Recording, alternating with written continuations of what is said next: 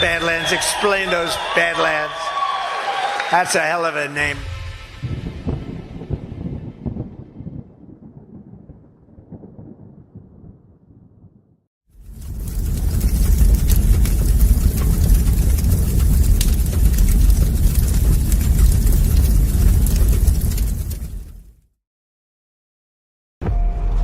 We were sleeping. I've been sleeping. I've been turning away from a truth I wanted not to face. There is a wound that won't heal at the center of the galaxy. There is a darkness reaching like rust into everything around us. We let it grow, and now it's here. How many men have you killed, Merlin?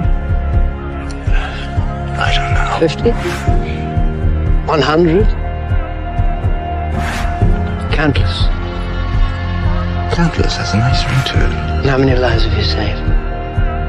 500,000. Population of King's Landing. Tell me if your precious Randy commanded you to kill your own father and stand by while thousands of men, women, children burned alive, would you have done it?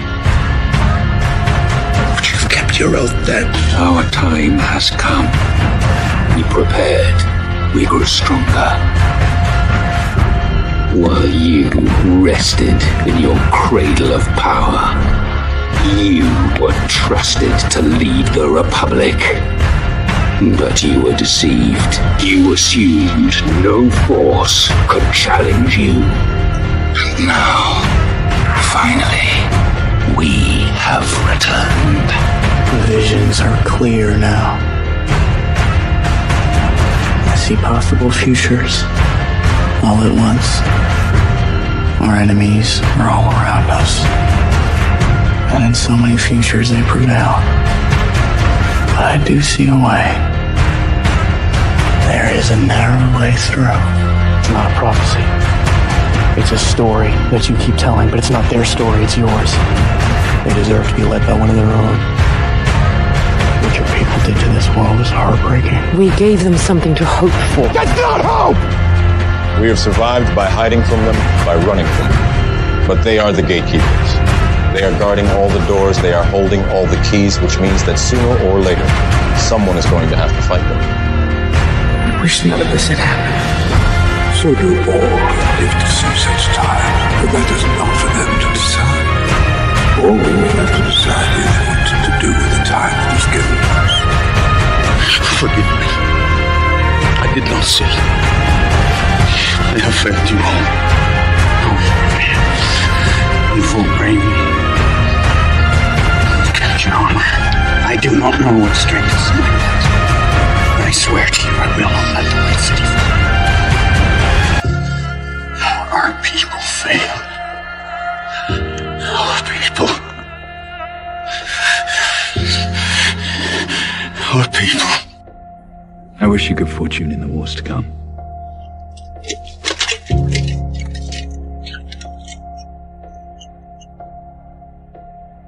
And now it begins.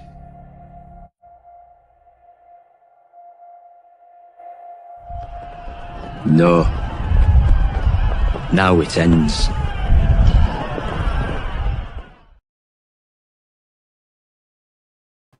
Okay, people, welcome to The Narrative, episode 13. Hopefully no bad luck in this one. I think it should be good. I almost named this The Flood, but then I thought the biblical connotations would be too on the nose, so I changed it to Flood the Zone, and we'll see if we stick to the theme. I just got my baby cam command center set up, just in time for the show. Scrambling, as always. It's the most professional show on Badlands Media, the most professional show on Rumble, perhaps the most professional show that has ever existed. If you guys have watched, you already know what we do. I've got a bunch of notes here. My guest tonight actually made fun of me for having notes. You guys probably don't believe that I do have notes. He literally responded to my 2 pages of notes with overachiever. He didn't give any feedback to the notes. He didn't add any 2 cents. He didn't say he liked or disliked anything. He just said overachiever. And I told him that we don't follow this shit anyway. So you guys already know what time it is. On the narrative, we discuss the narrative. We discuss narrative warfare because, let me turn this baby cam off. Well, not the camera, the audio on it. I'm watching my baby. It's just that it's loud. Mrs. Bright's always screaming, so I need to make sure that her wails are not heard on the stream. Okay, we're good. As I said, very professional. We talk about narrative warfare because all wars, all real wars, are the result of lost information wars. Information wars are all about storytelling, all about narrative, and I'm excited for my guest tonight. I think it's going to present an opportunity for a pretty unique conversation with somebody who's got a lot of experience in this space and somebody I do not get on stream with nearly enough. Before I get to that, thank you guys for the support. There's already some Rumble rants coming in. That always helps us a lot. The last few days, for some reason, there's been like a big jump on the Badlands streams. We really appreciate that. I don't know why, but maybe we're getting some love and some kind of algorithmic love or something like that. But please hit the thumbs up button. Helps us get on the leaderboard.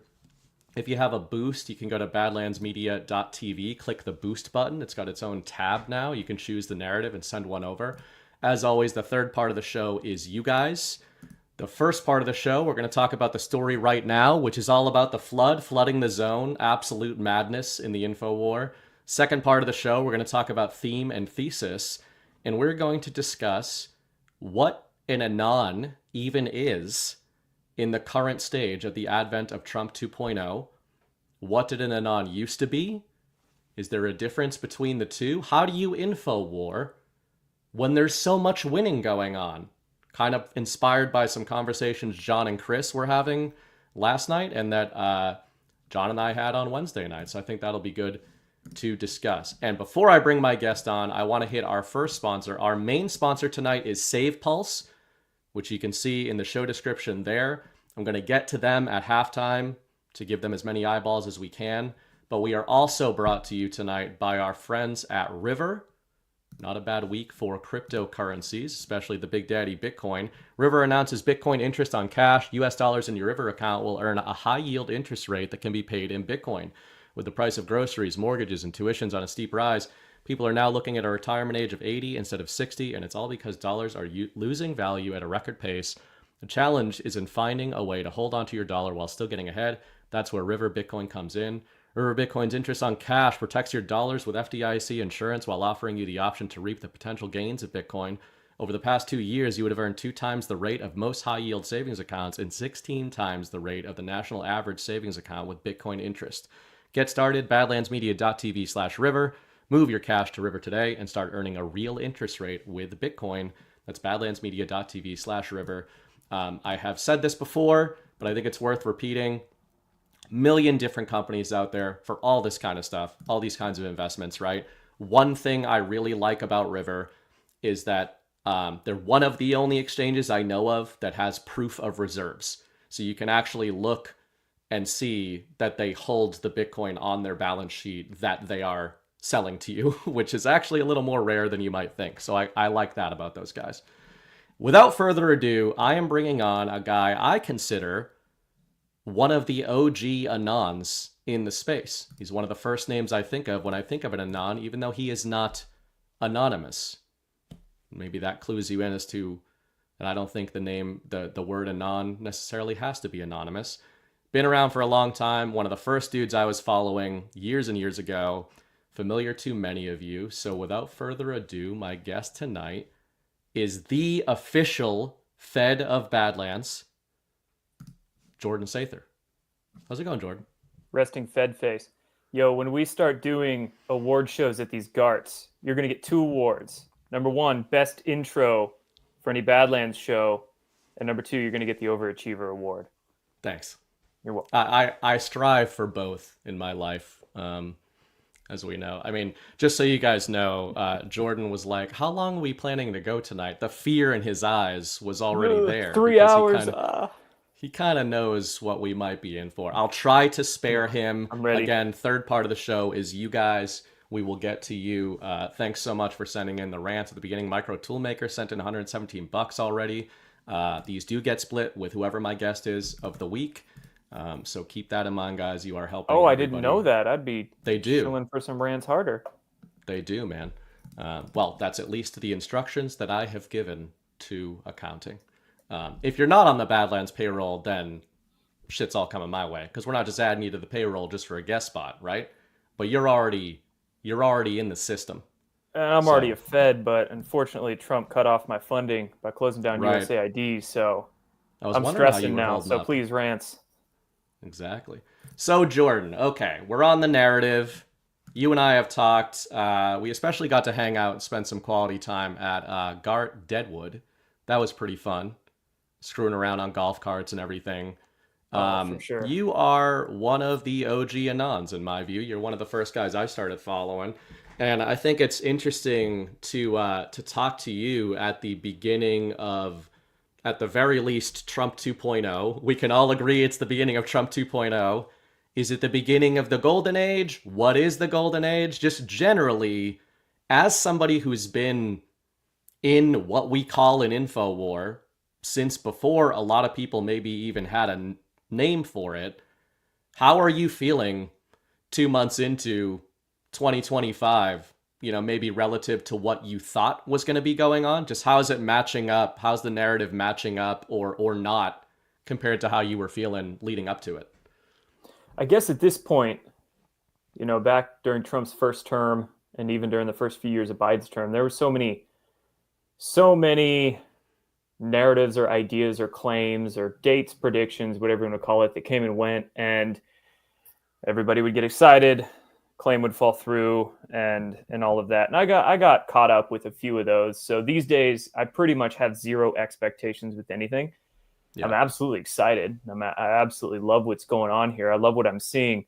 But of course, Trump getting back into office, there's still a lot of work to be done, even though Trump's back into office. And, it's going to take years, if not a generation or two, to really undo or unfuck everything that's, gone on over the decades, over the centuries even. So I'm not sitting here celebrating with my popcorn and champagne quite yet, because I know this is basically just the beginning of a new chapter.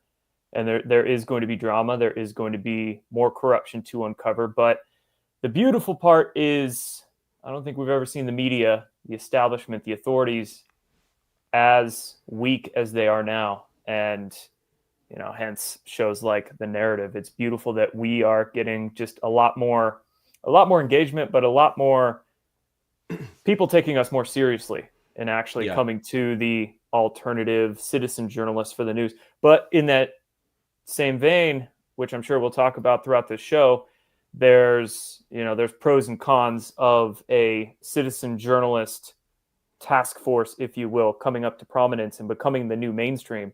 So there's still a lot to be careful of in that domain. Yeah, that's a good point. And part of the hint there of the theme that I said earlier, I want to talk about Anons in the second half of the show, what that means, info warring. John and I kind of talked on Wednesday night, and I know Chris and John talked on Saturday night, just about some of this stuff. I think a lot of it spilled out or was amplified in the aftermath of the latest Epstein kind of rug pulling, which I want your thoughts on. But on the macro, I like how you laid that out. People can get annoyed that we focus on this kind of stuff sometimes. What's funny is the way you just phrased it, like we in this community are being taken more seriously these days. It's funny because I think you're right, but I think another way of spinning that is that news is being taken less seriously by everybody, right? And I don't necessarily think that that's a bad thing. I think, we're talking about decentralization of a lot of this kind of stuff. So I don't know that it's that we're being taken more seriously. I think it might be more that in the absence of the traditional power structure of narrative setting, it's like there just has to be this mental focus somewhere, right? Yeah. And people need to put that those mental resources in investigation somewhere, and they're no longer turning that beam towards mainstream media. So they got to find somewhere for it, and the only other place to go is on social media. And I was doom scrolling Instagram the other day, and I came across this account. It's some local dude out of Seattle, and he was I think he used to be a photographic journalist for one of the local news stations out there. Anyway, he left that job and he's independent now, but his whole Instagram feed was him doing on the ground reports as if he was still a legitimate local news journalist. Well, he's still legitimate, but he's just doing local news reports, getting his information directly from the police departments and prosecutors in the region, and doing news stories on human traffickers getting arrested or things like that. And it was incredible to see. You mentioned decentralization of the news, right?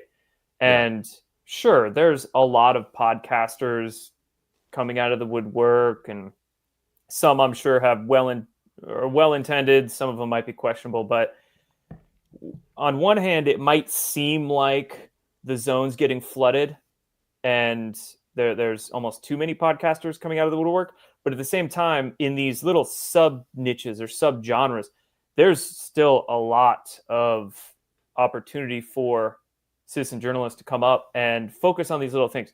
You know, I guess one issue is that you've got a lot of podcasters coming out and they're just talking about the world at large or what's going on in the nation, right? Which is good. But there's so much happening at these local levels that just gets missed. Right. Then I think that's where the opportunity is for somebody to come up and not do a podcast focusing on national news, but do a podcast focusing on what's going on in their city or their county, and, you know, gain some sort of engagement and help inform people that way. Yeah, that's interesting too, because, you know, on the one hand, you'd say, okay, if you're looking for really amplify narratives that you think are important, you know, the local levels can seem limiting. But then on the other hand, it would be interesting, because one of the problems that we all talk about for years, like in this audience in particular, about just normies, who we call normies, is that stuff that we've been paying attention to for years, a lot of us, right? Normies, even if they don't think you're lying to them, they just don't really care that much, right? They'll kind of just be like, I mean, I don't know, maybe you're right, maybe you're wrong. You've got the communist like shriekers, you've got the NPCs, you've got people like that. But I would say that most of us, the cognitive dissonance that we actually run into more often is, or at least that I run into, it's less disbelief at the things I say and more like, yeah, I bet that you're saying things that you think are true, but it just has no bearing on their life that they can consciously interface with, even though we know it does. And maybe the local level stuff, like if you just had somebody exposing stuff on a local county level, we all know that there's huge scandals going on in your local town hall. And that's probably going to get some of those local normies to pay way more attention than ironically, than national events. Because national events, they are relatable to everybody, but the tough part is getting those normies to realize that they are relatable. And I guess maybe when a $5,000 Doge check hits their account, they'll start to realize, oh, maybe what's going on nationally is actually affecting me. But they just don't see how they are affected by what goes on in DC or at a global or national level. But if there's something that comes out that happened on 5th Street right down the road, they're like, holy shit, I've been there. You know, it's something they can directly place themselves in that location and maybe even know or have heard of the people before. So it just we need to get people to be able to relate to these news stories. And I guess that disconnect there of people not really caring about what goes on at the national level. It's like, okay, how can we make these national stories relate to them? Or how can we make them realize that these things do in fact impact them and they're either getting screwed or, you know, there is something they can do about these national things. So just kind of a rhetorical question there, but how do we do that? Right. Well, I actually think you made a good point there about and this is a lot of what we're going to be, you know, confronted with in 2025, I think, and 26 is a bit of a wait and see. And I don't mean that negatively, but you mentioned something like Doge checks. I mean, that's just one deployment, but let's just focus on that because I think it's a good point. We often talk about the precipice, like the Q drops talk about the precipice, and I think generally this audience interfaces with that to mean, hey, people aren't going to pay attention to shit until it's really hitting them on a negative level. Now, I think that we all see the logic in that approach, and I think it's true to some extent. I think that most of us agree to varying degrees that the Biden era, the Biden administration was either intentionally or unintentionally forwarded a lot of that, right? Like things were not going well. I kind of dovetail that into the COVID lockdown era almost more so than Biden. Like it was all at the same time. But I think the COVID lockdowns and everything actually exposed normies to the globalist communist kind of end state, or at least hints of it, than maybe just Joe Biden being a dumbass on TV, even though I think that was effective too. Yeah, but for sure. I think that to your point about the Doge checks, I'm wondering if we're looking at this as an info war and the hearts and minds and all of that and public mandate that Trump talks about, maybe what we are seeing is a transition. We're still in an awakening. I think a lot of people are like, we won, which is what we caution about sometimes, to your point at the beginning of the show. Maybe what we're actually transitioning to is positive disclosure of being, okay, maybe we've woken up as many people as we can by stuff being bad. And maybe the next wave of awakening is like, man, I either thought that this Doge crap was a joke or was bad. And then $5,000 hit my account, or then this job opened up, or then the highway system in my city got fixed in the end of 2025. So maybe that's part of what we're transitioning into. One of the reasons I love doing shows and talking with you is because you say the exact same thing that's going on in my head, but with more bigger words. So certainly more words. Mo bigger. So the last 4 or 5 years of 2020 to end of Joe Biden 2024, that was just showing the world, or I guess making what's happening on a national stage relatable to the individual with negativity. And now in Trump 2.0 here, it's going to be the same thing, but with positivity, which is pretty much exactly what you're saying. Yeah. And where I kind of heard you going after I spoke, in that now we're going to get, prices go up during Joe Biden, people getting pissed off and uncomfortable. And now prices go down and maybe even certain taxes go away or things get cheaper. Doge money hits our accounts, whatever the case, right?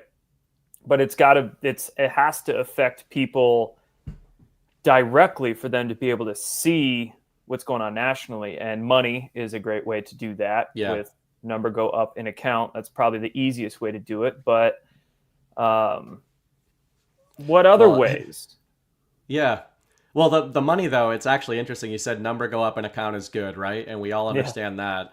But it's almost like it's this pincer going on right now, where if that number starts to go up in normie accounts, while they're being told the number in the government account is going down across the board, like that in and of itself is a red pill, right? If they're like, man, things are going really well for me, while I'm being told things are going really poorly for like the establishment.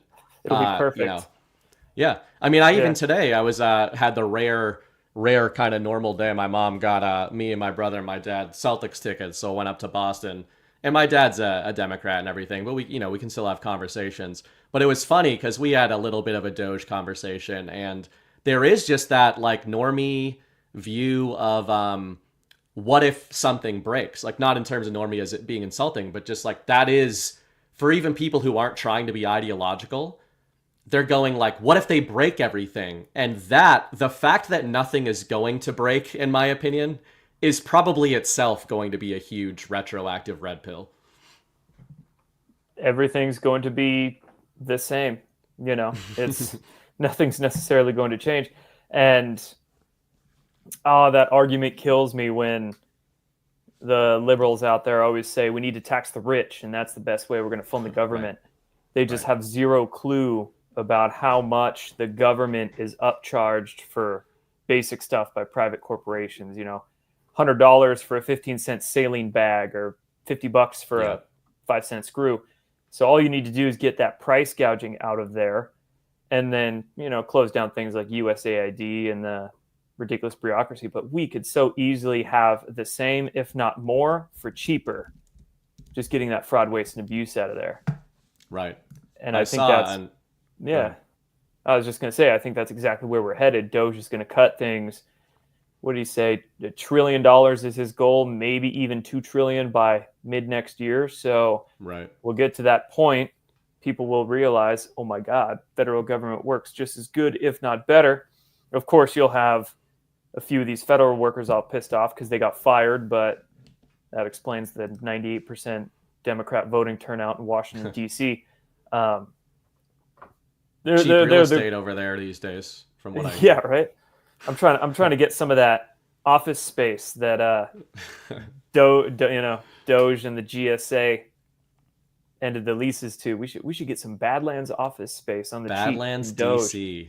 Yeah. We'll name it like Swamp Inc. or something like that.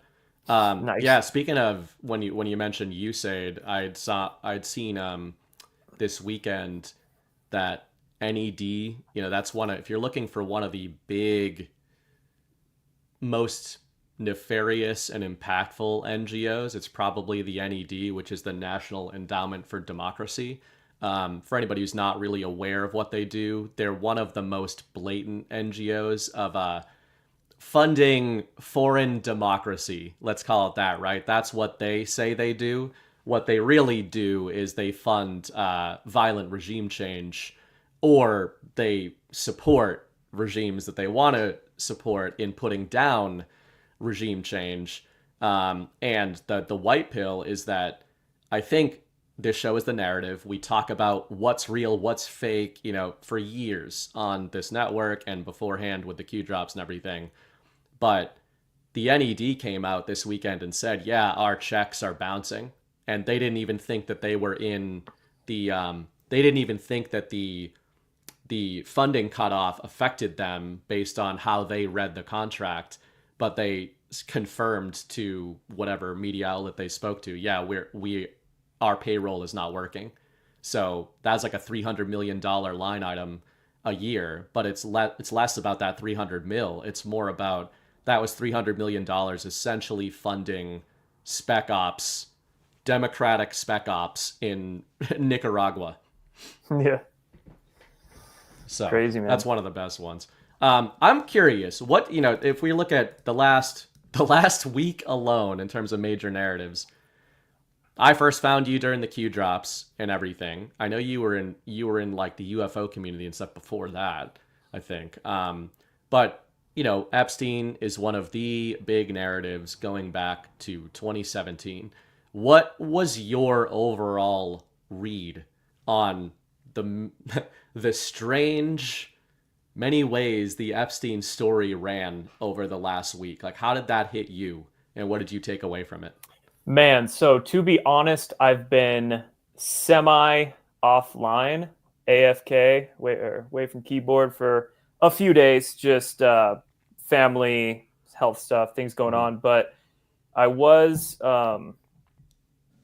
following when I was actually driving, so I was doing my best to like scroll Twitter and see the Epstein binders come out. But it was I'm not aware of what you guys have been saying on Badlands here about the Epstein thing, but we were in the Badlands chat on Telegram, kind of going back and forth about it.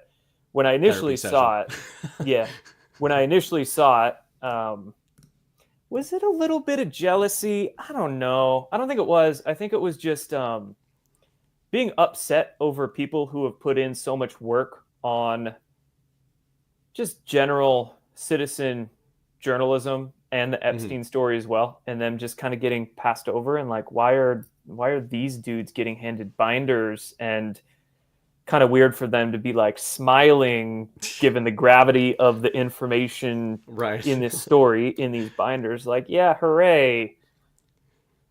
Thank God Epstein did what he did so I can get this photo op, right? Yeah. It was weird, and yeah, I was a little butthurt over it. I'm like, what the heck? Not that I like want to go to the White House and get a freaking binder or anything. But, you know, there's a lot of people. And here's what gets me as well is that you've got some of these like Con Inc. people, as we call them. And pretty much it's not like they do amazing journalism. They just pretty much repeat each other's takes in a groupthink fashion. Hacking. Yeah. Yeah.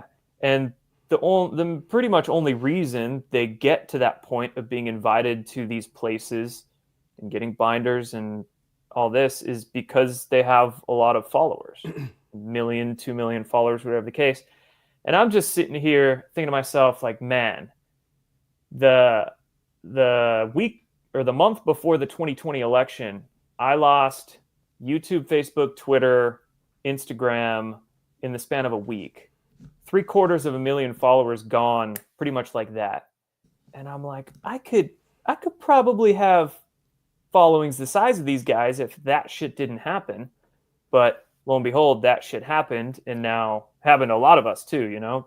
I mean, you were having, as far as I remember, because you were one of the guys I was following early into the Q drops, or I shouldn't say early, but I was following you early into that era.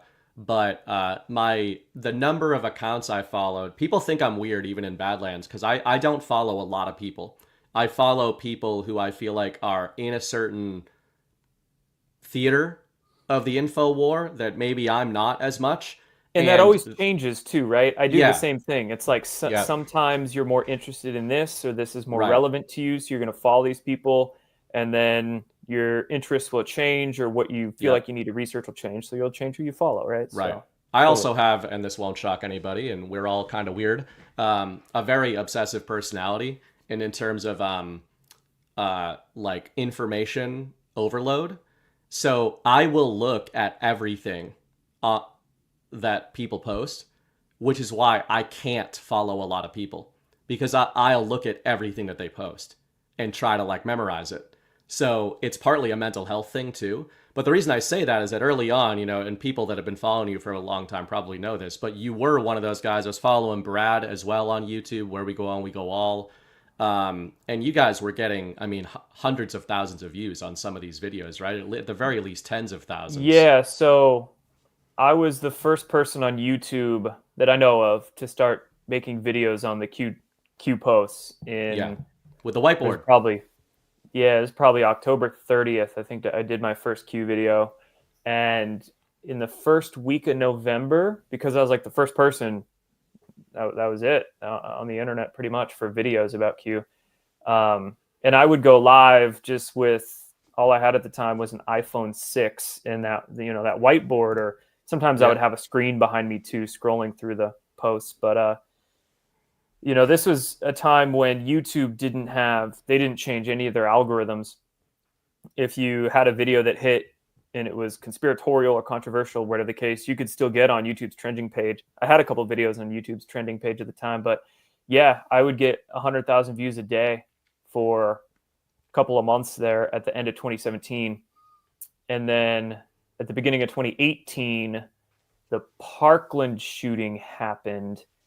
And then by amplifying dweebs like David Hogg and the others, if you were to dare question the narratives or even mention David Hogg's name or any of these people, your YouTube channel would get slapped. It would get you'd get your videos taken down or your account suspended for harassment, I think their excuse was.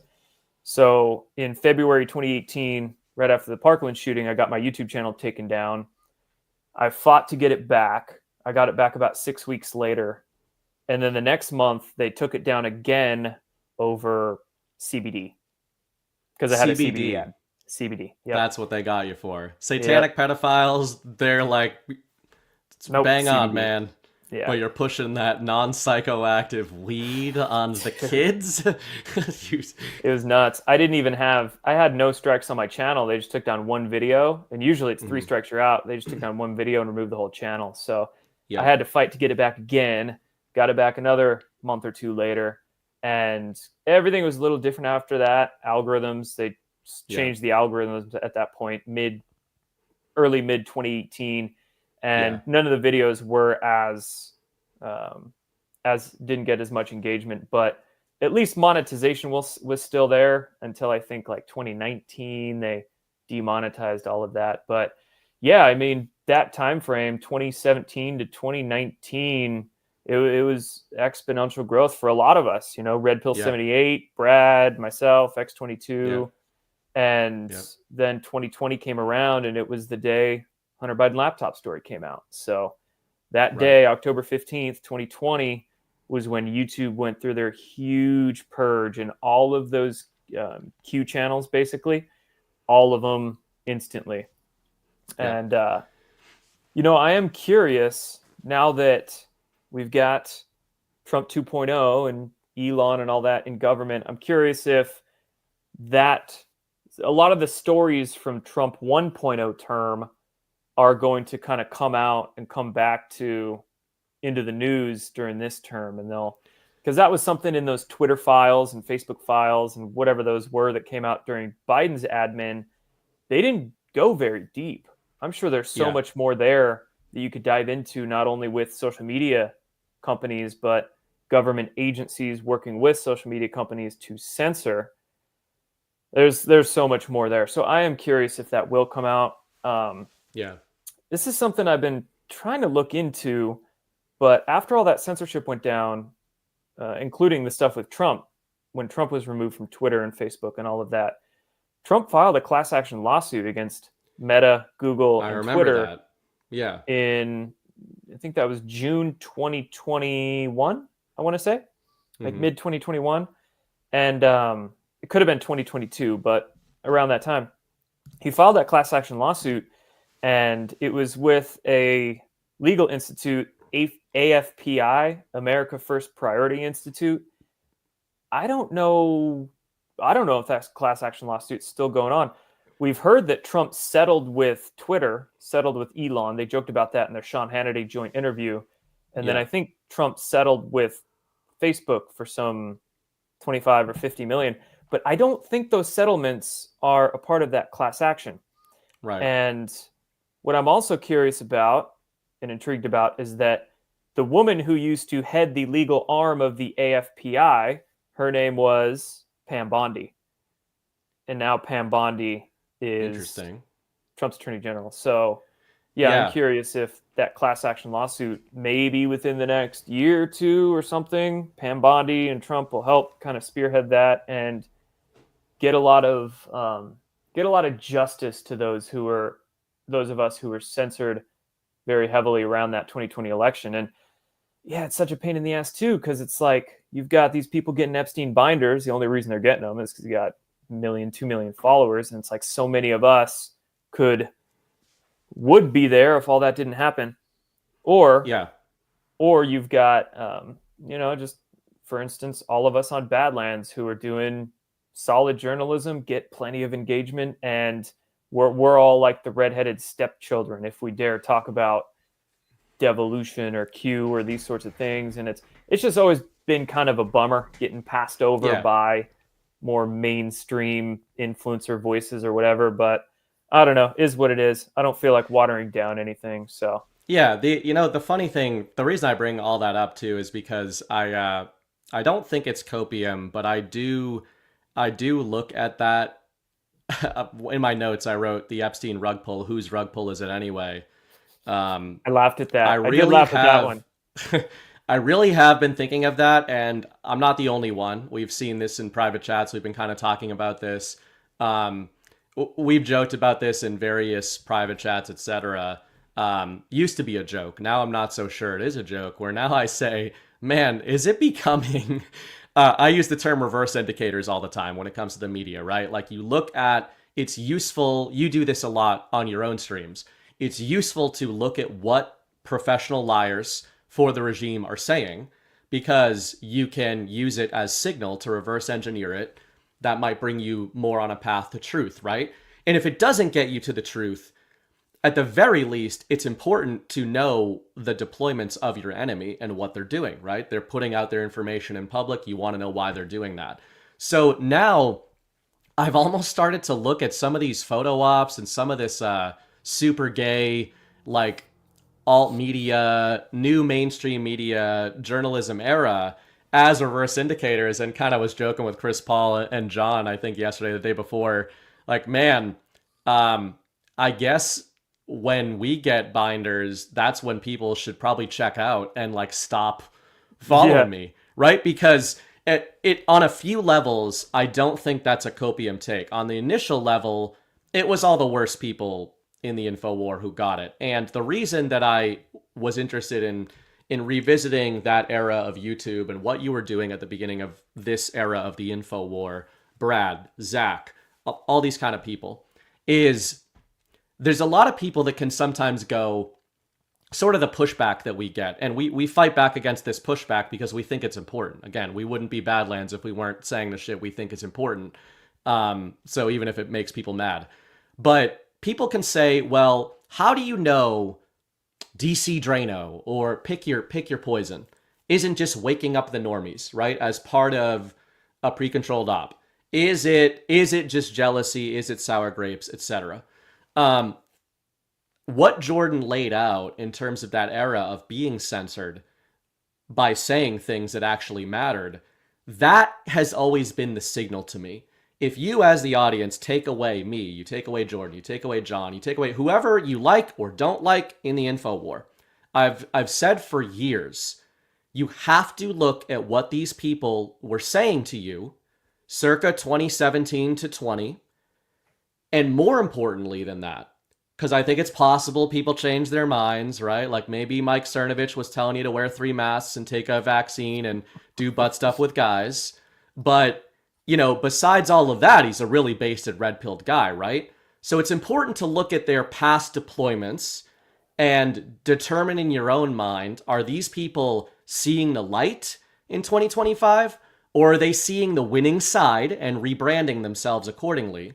Secondly, the biggest reverse indicator to me has always been, was X figure censored, attacked, demonetized in any significant way during that blitzkrieg that you mentioned? Because here's a very simple way of looking at this stuff. If the deep state runs a coordinated censorship and financial warfare campaign, also known as soft warfare, against you, it probably means that they consider you their enemy, A, and B, a threat to what they're doing.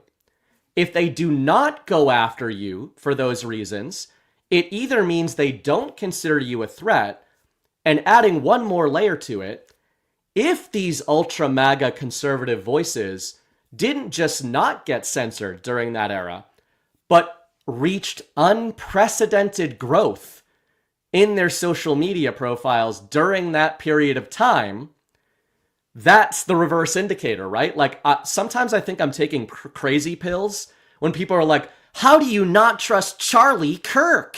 And it's like, well, first of all, he grooms kids on college campuses. Like, he's a professional groomer. Second of all, I'm saying that as a joke. Charlie, don't sue me. Second of all, these guys got the biggest audiences that they could possibly get on the largest globalist social media platforms in the world during the window in time when Anons and Q followers were being purged wholesale. So riddle me that one, right? Like, is it more likely that these were the based and red-pilled accounts that took over?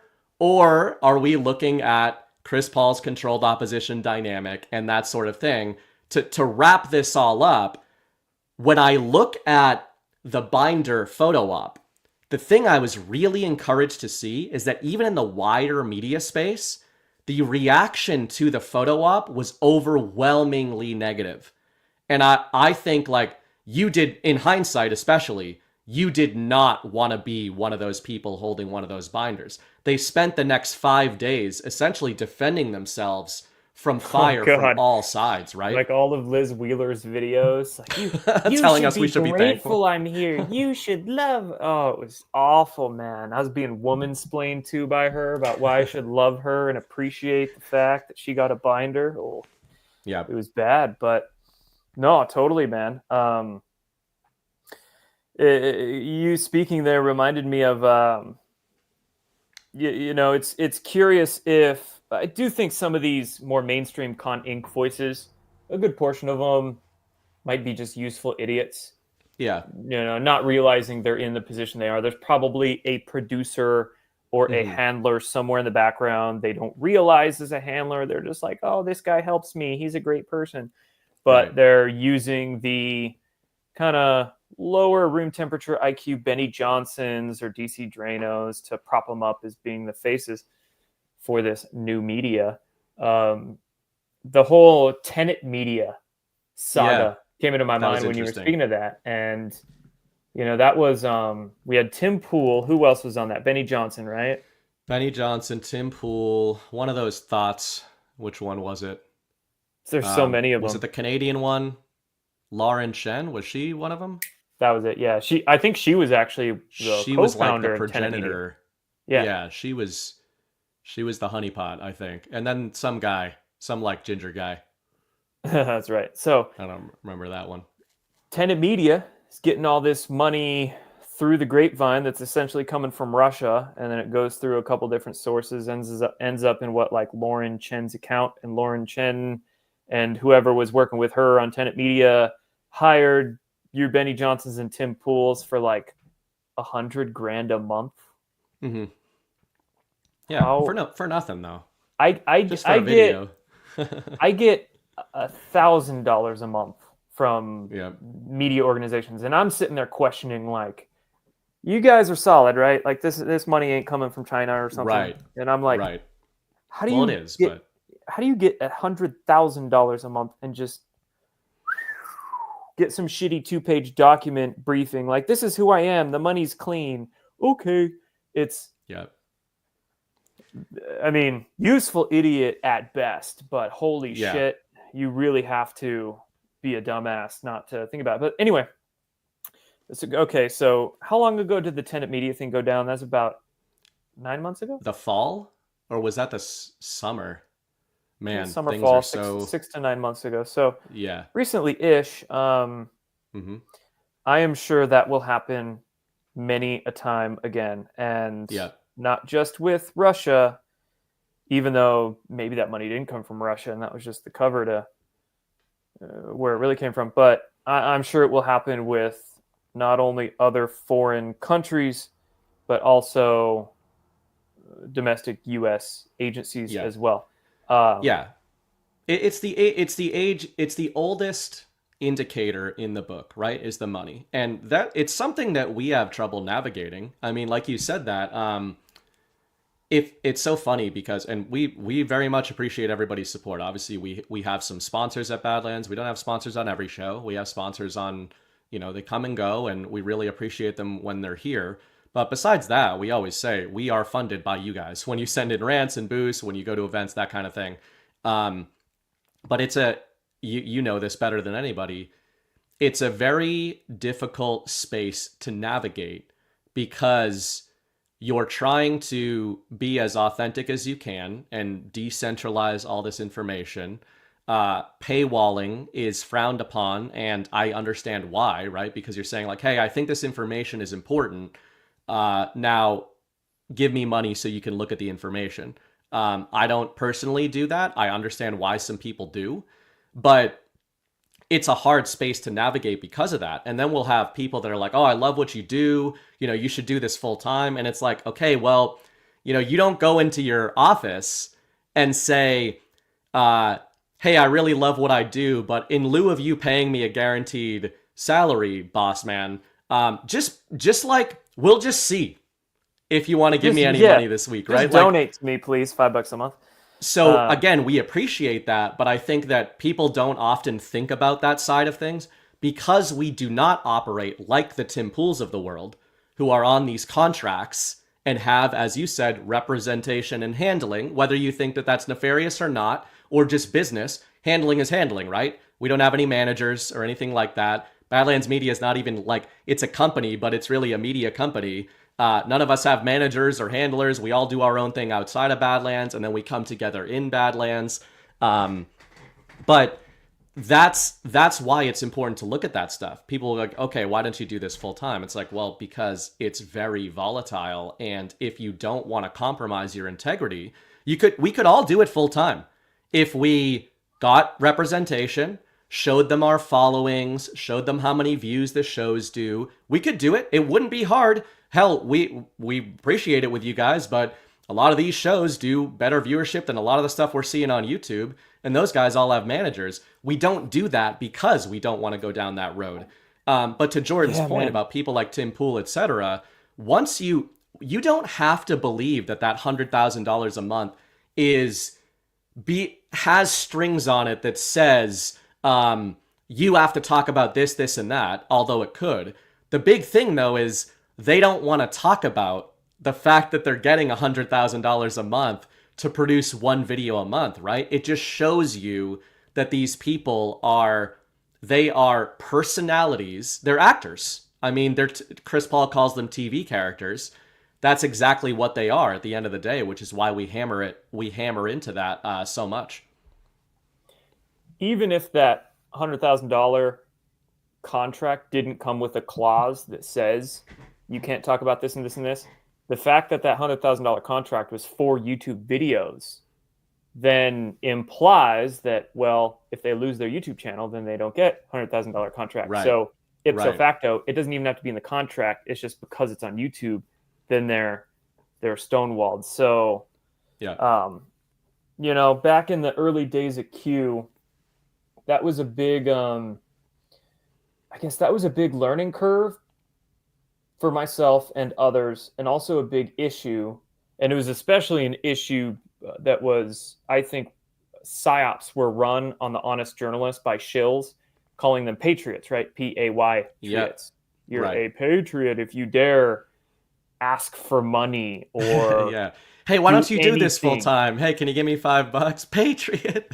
That's the cycle. That's the cycle of independent media. And there was even a saga in at one point during Q's drops where Q even iterated this in some posts and said, it's not bad if somebody's making money while doing this kind of work. The issue is when they try to usurp and put out disinformation while asking for donations and money. So it's been, and I'm grateful for it because I've learned a hell of a lot about like ethical business and ethical journalism. But no doubt, I mean, I saw a comment here in the chat. I think it was Dave. Shout out Dave. He basically said, if you have stuff behind a paywall, as long as it's not the meat and potato stuff, like the important stuff that people need to know, put out for free. But if it's like behind the scenes content or whatever shit posting or whatever, put that behind a paywall, gather a community that wants to support you and have a little bit of fun with you and all that. But don't put like the important stuff behind a paywall. Yeah.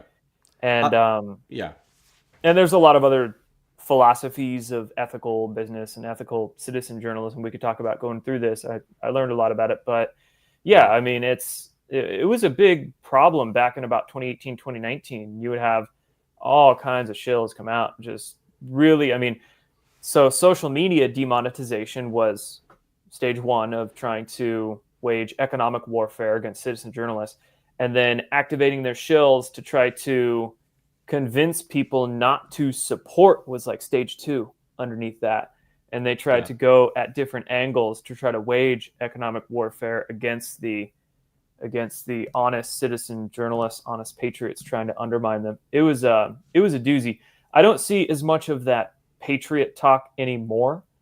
Demonetization, a little bit. Depends on which platform. Some platforms are easing up. Some platforms are messed up. But the simple fact that the algorithms have completely changed, thus, even if you are monetized, this kind of content is much more difficult to spread. So just the simple fact that all the algorithms are totally foobar, then even if you are monetized, doesn't really matter. So it's a mess. And I think the approach that we try to take, the reason that we're all still here and that we kind of came together in the way we did a few years ago is I would say that the people that remain, not to say that everybody who's not here anymore doesn't follow this, but people who are not the Tim Pools of the world, who don't have these big YouTube followings, it's because basically you just keep going forward. You either flame out of this stuff or you keep going forward and just kind of accept the battle space that you're in, right? And say, all right, well, I'm not willing to compromise in these ways.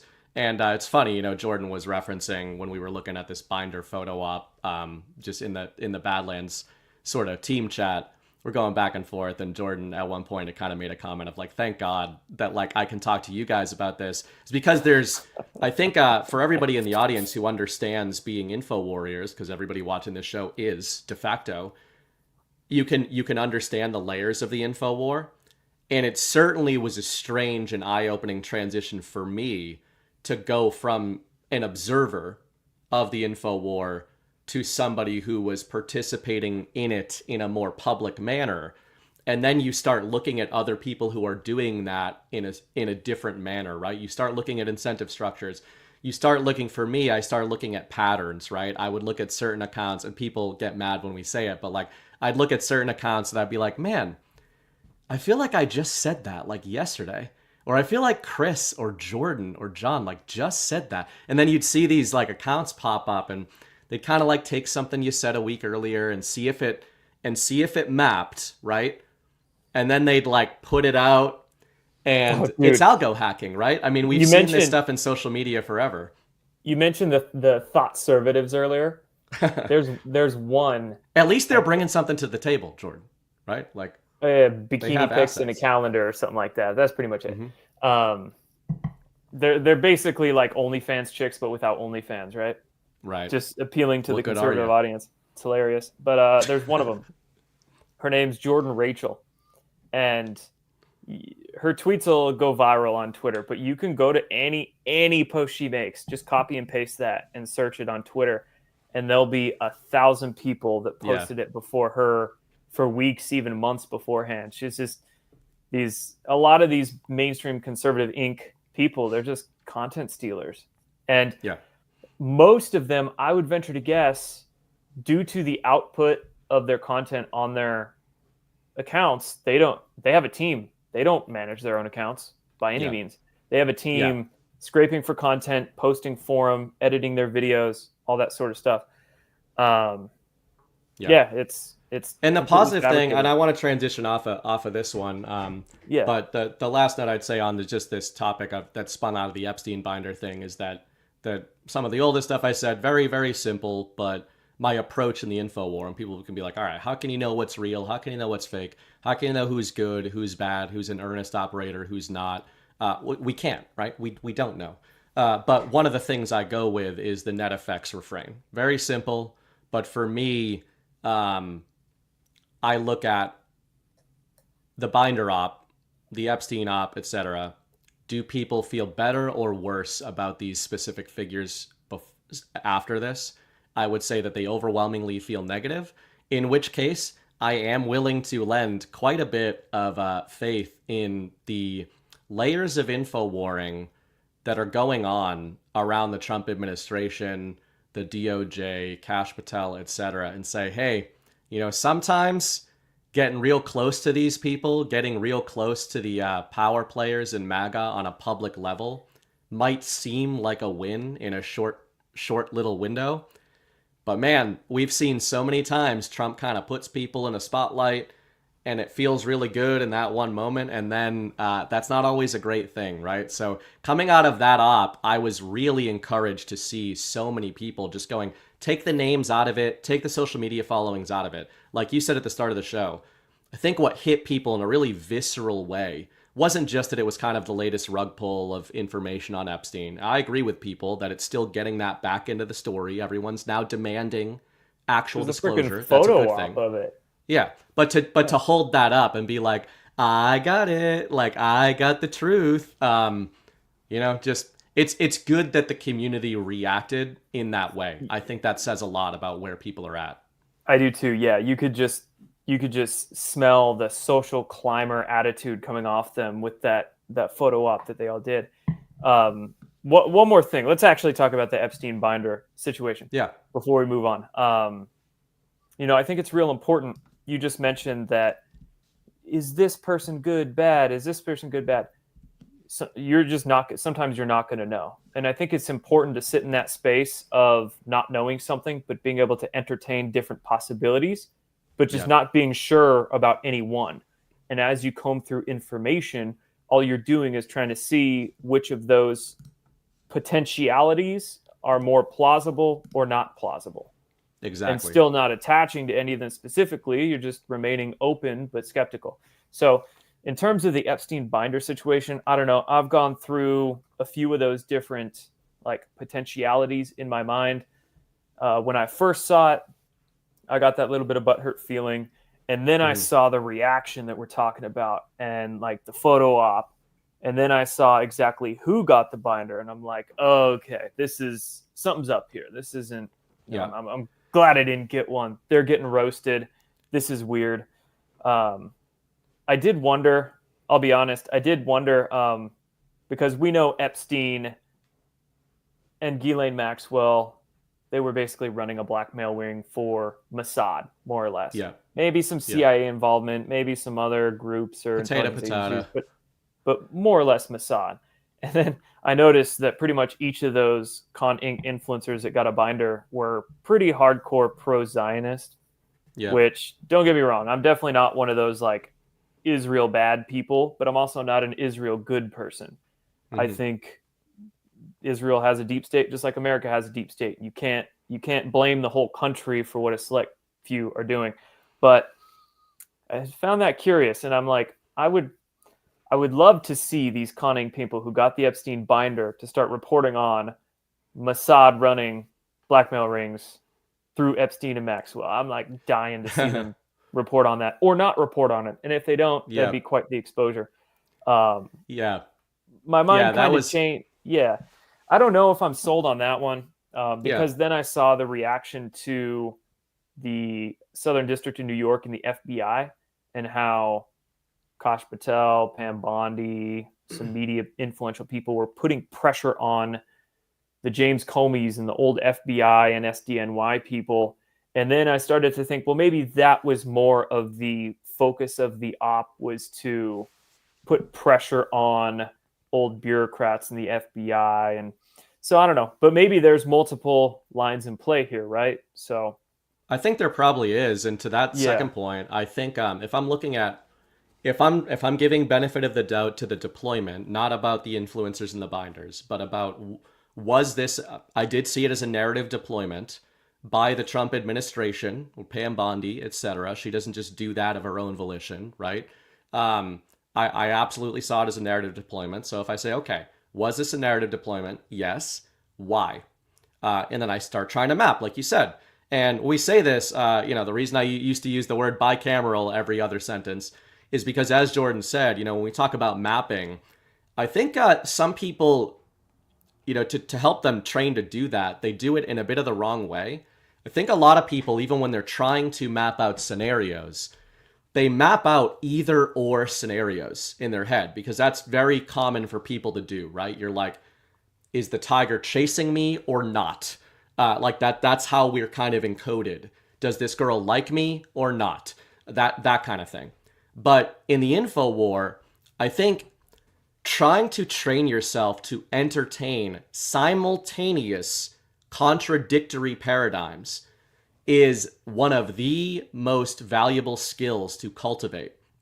And that is sort of like the Schrodinger's cat paradox, right? The cat, before you open the box, the cat is neither living nor dead.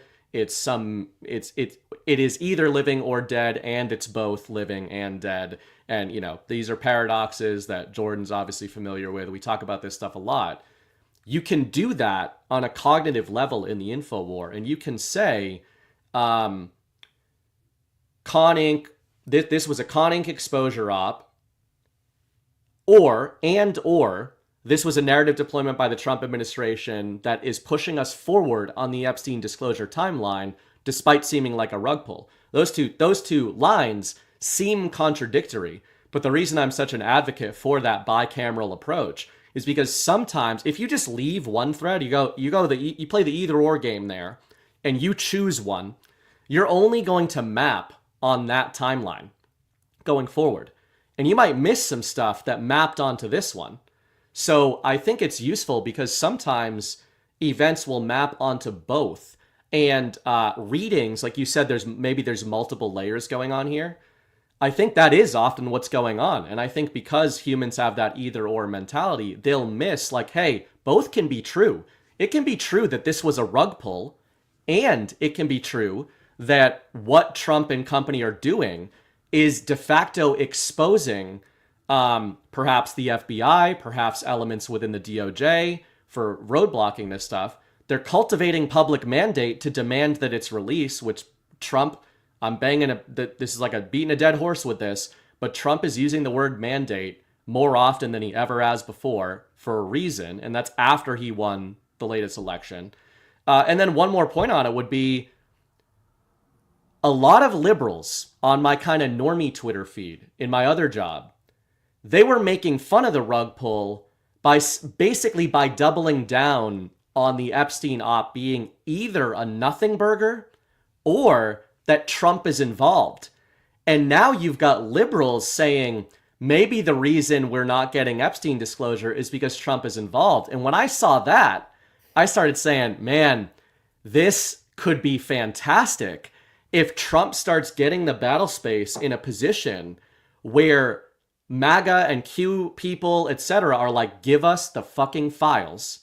And liberals are like, Trump won't give us the files because he is in the files.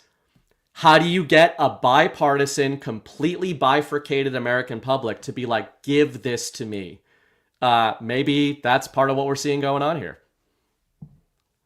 For sure. Beautiful stuff, man. I mean, could not be. Let me grab our main show sponsor, and then I want to get into some Jordan Sathery stuff, which is a specific genre of things. All right, we are brought to you by our friends at Save Pulse, formerly EasyRx. Save Pulse is committed to keeping you and your family healthy with top quality medications like amoxicillin, azithromycin, ivermectin, hydroxychloroquine, and more. Our ordering process is streamlined for your convenience, and we pride ourselves on offering unbeatable prices. Now's the time to prepare for any health scenario. Head on over to badlandsmedia.tv/meds to stock up on essential antibiotics and viral care medications. Ensure you're ready for anything by visiting badlandsmedia.tv/meds. Don't forget to use the promo code BADLANDS at checkout to get 10% on orders over $150. That's badlandsmedia.tv/meds. Promo code BADLANDS. Save 10% on $150 or more. Thank you very much to our friends at Save Pulse. They have been sponsoring this show for a few weeks now. And Save Pulse actually leads us perfectly into a lot of the stuff that Jordan is well known for. Besides, do they have eye drops? I'm being totally serious right now. I don't know. I'm going to check. I'm going to use my Badlands promo code and see if they have some eye drops. So on the note of health and alternative media and decentralization and all this kind of stuff, there is so much flooding the zone happening. We've got Epstein, we've got Zelensky, we've got all this stuff that we can't even touch on tonight, really. But I want to hit on some of the things that are flying under the radar, because I feel like if we weren't in this flood the zone state, these things would be massive sea change types of conversations that would be going on. One of them is probably best exemplified by the Robert F. Kennedy Jr. deployments, Make America Healthy Again, the MAHA sort of deployments. This is coming off of the COVID era, which I think might be retroactively one of the biggest red pills ever administered. You're very big in the alternative health, decentralized health sort of world. And how are you feeling about all of that stuff with this administration and the posture that this administration has? Maybe you've been following that a little bit closer in terms of Kennedy and some of these deployments. I don't know how much has actually happened yet, but in terms of what do you see as the narratives being put out about American health by this administration, by Kennedy, and some of the moves that they've talked about making in that direction? In terms of narrative warfare, what's pretty great about RFK Jr. and MAHA is that it's very direct. We're not getting much of any 4D, 5D mental gymnastics going on, or the need to kind of dig into whether it's a narrative deployment or not. It's just he's going in and he's kind of just being honest with the American people. And it's really cool to see how it's kind of screwing with my mind. It's like I'm seeing stuff come from HHS and CDC and these government and FDA and these government organizations now. And I'm like, oh shit, am I going to have to start agreeing with them? Like it's weird, but there's not much narrative deployment. RFK is just coming in and he's straight up, they're I think the first stage is much of what Doge is doing in these other government agencies is cleaning house and getting rid of a certain percentage of the workforce, a lot of the administrators that aren't needed, a lot of the bureaucracy. But it's going to take time. Not much has happened yet. It's just been a lot of words, but the words are very impactful, very important.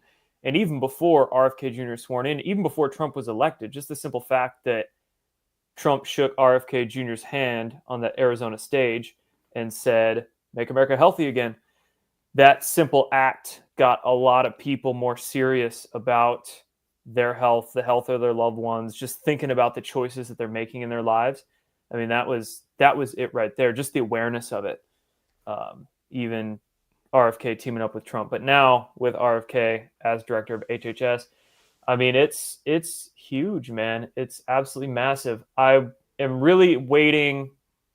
So last week on my Maha News show on Badlands, last Friday, I was covering with my co-host Nate. We were looking at, what were they called? ARPs. I forget what ARP stands for. Agency restructuring, something or other. But basically, it looks like within the next 30 days, the FDA, CDC, each of these agencies has to come out with basically like a restructuring document about how they're going to move their offices and sort of restructure things to be more efficient and more streamlined. So I'm kind of waiting on that. That should come out in the next couple of weeks. And then I think they have to implement said plan by September. So they have about 6 months to implement it. And, there's going to be a lot of change that we need from the FDA and USDA and CDC too, but honestly, CDC, not so much. FDA and USDA, absolutely. That's one thing that I love that RFK Jr. is doing, and the fact that Trump brought him in with what RFK Jr. talks about. But RFK Jr. doesn't just focus on big pharma. He also focuses on the food industry, and they go hand in hand. Right. Without shitty food, we wouldn't need so much big pharma. This is something that's kind of been, well, first off, I find it amazing how 15 years ago, it used to be the liberals that were the anti-vaxxers and the crunchy, healthy food eaters. And I the remember that. Right? I remember those days. Oh, I remember it gravely too. Now here we are. It's the right-wingers who are anti-vax and the ones who want to homestead and get chickens and all that sort of stuff. So what a twist. But because a lot of MAGA, conservative America, are blue collar. A lot of them are farmers. They're very tied into the farming world. Some of my extended family comes from Montana, and they're all farmers out there, right? And they're just sort of tied into that system in thinking they need to buy patented seeds from Syngenta and Monsanto, or farm with these pesticides, or use those kinds of those old standard status quo farming techniques, right? And they have a tough time believing that maybe permaculture or crop rotation, or maybe we don't need those pesticides or genetically engineered seeds to feed the world.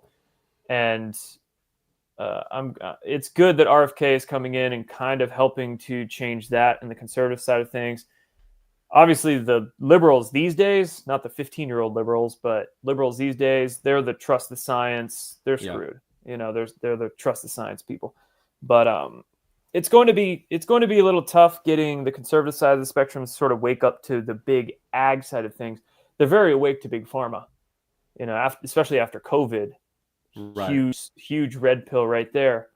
COVID woke a lot of conservative spectrum up to vaccines and pharmaceutical drugs and things like that. But it's the big ag, it's the food industry that's going to be a little bit more difficult for them. But as long as Trump continues to maintain a strong relationship with RFK and sort of lets RFK go to town, I don't think that's going to be all that difficult. Yeah, that's the food is a big thing for sure. That's one of those things I used to, people know I used to fight. And my brother was 5 years older, and he fought for a little while. He fought for a few years. I fought for a lot longer, but there was a period of time where we were training together. And he has a totally different body type than me. Like at the time, I was fighting at like 140 pounds and couldn't keep muscle on. Like I would just burn everything you put in me. He was like an endomorph, totally different. Like if he ate pasta, he'd puff up, that kind of thing. And he was really the first person in my life because he was a biology major. So he thought a lot more about that stuff. And I was all about like hit the gym, hit the bags, like train, and didn't even spare a thought to what I ate. So silly in hindsight, right? But when I was, 16 to 22 in those competing days, really did not focus on diet. And I even remember him talking about that. Like, man, if you just like ate steaks more often and focused on this kind of stuff rather than like I'd get home from a 4-hour training session and I'd pour a bowl of mini wheats. Like I'd put some freaking grain and sugar and milk in a bowl and eat that and wondering why I'm not keeping any weight on when I'm trying to add it on. But to your point, I think that from a storytelling perspective, you're hitting on something that it underlies the brilliance of what Kennedy and Trump are doing, and especially Kennedy. And I like that you said there, it's not just that he's focusing on the problem, or it's not just that he's focusing on big pharma and like these people have poisoned you, that sort of direct conspiratorial manner that a lot of us talk about with the vaccines and all that. It's talking about food. And I think it's fascinating because when you talk about the current liberals, I've kind of stopped calling them liberals because, as you said, they're not. I mean, I'm a liberal. I was a liberal. I was a classical liberal who ended up coming all the way. Yeah. And Jordan's bang on. We were the ones talking about. My parents, part of the reason I always try to connect with them is because I'm like, you guys are so close. Like they're 1960s, 70s hippies. And I'm like, you were right about pretty much everything. But what you're not understanding is that Trump and MAGA is you, just in a different coat of paint, but all saying the same stuff. And I think one of the brilliant things that Kennedy is doing, one of the strategies that we always talk about that Trump does, and maybe like I just said in the last segment, maybe he's doing this with the Epstein binders. He puts that bait out there, right? It's the Matador's cape. It's the counter puncher. Like he constantly puts this stuff out there. He gets everybody to attack and then, steps back and delivers the counter. So when it comes to Maha and Kennedy, maybe you can, if you're a liberal, if you're a system thinker, you can say he's spreading misinformation about vaccines. I agree with the misinformation. Claire Cat, I agree about this vaccine stuff. My child just had a baby. He's not vaccinated. There's no needles going in his arms ever. But when it comes to the story, they're being put in a position where the attempt for an elected official to overhaul and support American health is being itself demonized. And that just doesn't seem like a great plan by the establishment, right? It's like, maybe they can disagree with little deployments here and there, but it's funny that they're trying to make the Maha branding toxic when it's just signifying an intent, a mission statement of making Americans healthy. And, you've got system thinkers just being like, these damn Nazis, like these tyrants.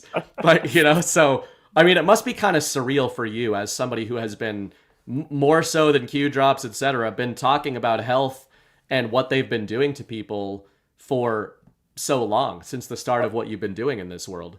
Oh, yeah, even before. I mean, I started that YouTube channel, Destroying the Illusion, in 2017 in January. So about a little over 8 years ago. But years before that, I mean, my whole diving into real world awakening experience was through working at a local natural health food store and researching big pharma and Monsanto and GMOs and all that sort of stuff. So, if you would have told me 13 years ago that, hey, someday there's going to be a New York real estate developer, and he's going to bring a Kennedy in to lead HHS, and they were going to take down Big Pharma, I would have been like, what the hell are you talking about? So reading, probably the most surreal part was reading Trump's Make America Healthy Again executive order, and then listening to RFK Jr.'s first speech as director of HHS to the staff of HHS, because they're masterfully going about this. They're focusing on the children. Can't argue with that. No matter what side of the political spectrum you're on, our kids are sick, and oh shit, we got to do this for the kids. So they're focusing on the ill health of the children. They're focusing on how much money we spend as a country, and then comparing we spend the most by far of any country on health, yet our health is very subpar, and we're like the fattest nation in the world. So they're focusing on the kids. They're focusing on those metrics, and the way that they're introducing, RFK said formerly taboo subjects in his speech. And this was outlined perfectly in Trump's executive order. He said things like electromagnetic radiation, food growing methods, something to that effect, the standard American diet, basically. Yeah. And just everything. The inverted food pyramid, right? The food pyramid's essentially been totally inverted. Oh. Yeah. And talking about, what was that? It's just something I can do. Oh, I can't. It's just something I can do. Just any room I'm in, I could just do that at Gart, please. Maybe it'll be a shark balloon that comes up behind you. Yep. Do it. So I totally derailed you. If you didn't know, Jordan was retarded before. Now you know. Oh, dude, this new Twitter account, I find retards. It's like my favorite. I haven't seen that. Chris was talking about that, I think. I don't know what they just total side tangent find retarded here. People. Some random ass account. It was started like 6 days ago, and it's just called I Find Retards, and all it does is just post photos of like Gavin Newsom saying found another photo of Hillary Clinton, found another, and it's just gone. They have like 500,000 followers by now in like 6 days, and it's just Fauci's hilarious. On there. Yeah, that's some good stuff. So. All right. Anyway, speaking, go ahead. Finish your thought speaking on the Well, actually, speaking of retards and Anthony Fauci, for anybody who hasn't seen this, I Find Retard Finder. I think this is a certified retard finder. Dude, it's so good. I think it went through retard finding certification. So you've got Sam Smith here. There's Fauci. Some retards. A lot of retards here. You can. I love the internet. You can catch retardation too, like gayness. It's contagious. It sheds. So be careful if any of you guys are coming to GART. It would be a very very virulent event. There are good kinds of retardation. We try to exemplify that around these parts. But speaking of Maha, speaking of big pharma, all this kind of stuff. Because I am focused on story, one of the things I say in my writing a lot is, story is nothing without its characters. Characters animate stories. They act as the cipher through which the reader or the viewer imprints onto the narrative, right? This is just classic going back to the Bible. Without the character, you don't have a story, you have a plot. Now, to me, this goes both ways. And we talk about Trumps, we talk about Kennedys, we talk about all the based sort of people in this war that we think are on our side and acting in awakening. People like me think Putin is one of these guys, etc. But when it comes to the opposition, Anthony Fauci, to me, is one of the most interesting examples of what I see as one of these cognitive ciphers, one of these characters. And speaking of a guy that Trump put very front and center, do you think when it comes to this new era of hopefully accountability, health, exposures of big pharma, do you think the story of Anthony Fauci is done in the public narrative or not? Oh, no. I mean, we're still hearing things about Fauci with Doge combing through these government agencies, and then we see this contract for gain of function research, and Eco Health Alliance's name pops up and all this sort of stuff. And no, I don't think Fauci's the story of Fauci is done by any means. And those pardons that Joe Biden gave to the Faucis and all of that, and what Adam Schiff, those were so narrowly focused that it left so much else out there to investigate and possibly try them over. So no, I don't. And if you embrace the Our Boy Blue of it all, you will understand that was a perfect assist by Our Boy Blue to get Fauci right back out there in front of the narrative. Oh, dude, those last 3 or 4 months of Biden's administration, I was Our Boy Blue all day. You guys miss him. Admit it. We miss him. He's the best fake president we've ever had. Best fake president ever. But yeah, I mean, with Fauci, there was so much stuff going on. I'm like, yeah, Our Boy Blue for sure. With Fauci, to me, it feels like a reversal. You know, as much as I can think it can be, as much as I believe it can be reductive for people to say, oh, you know, COVID was all about Fauci, etc.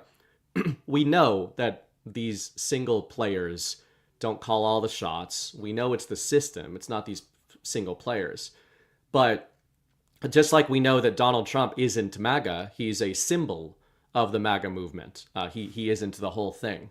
He isn't the whole plan. He's a symbol of it. He's a central character of it.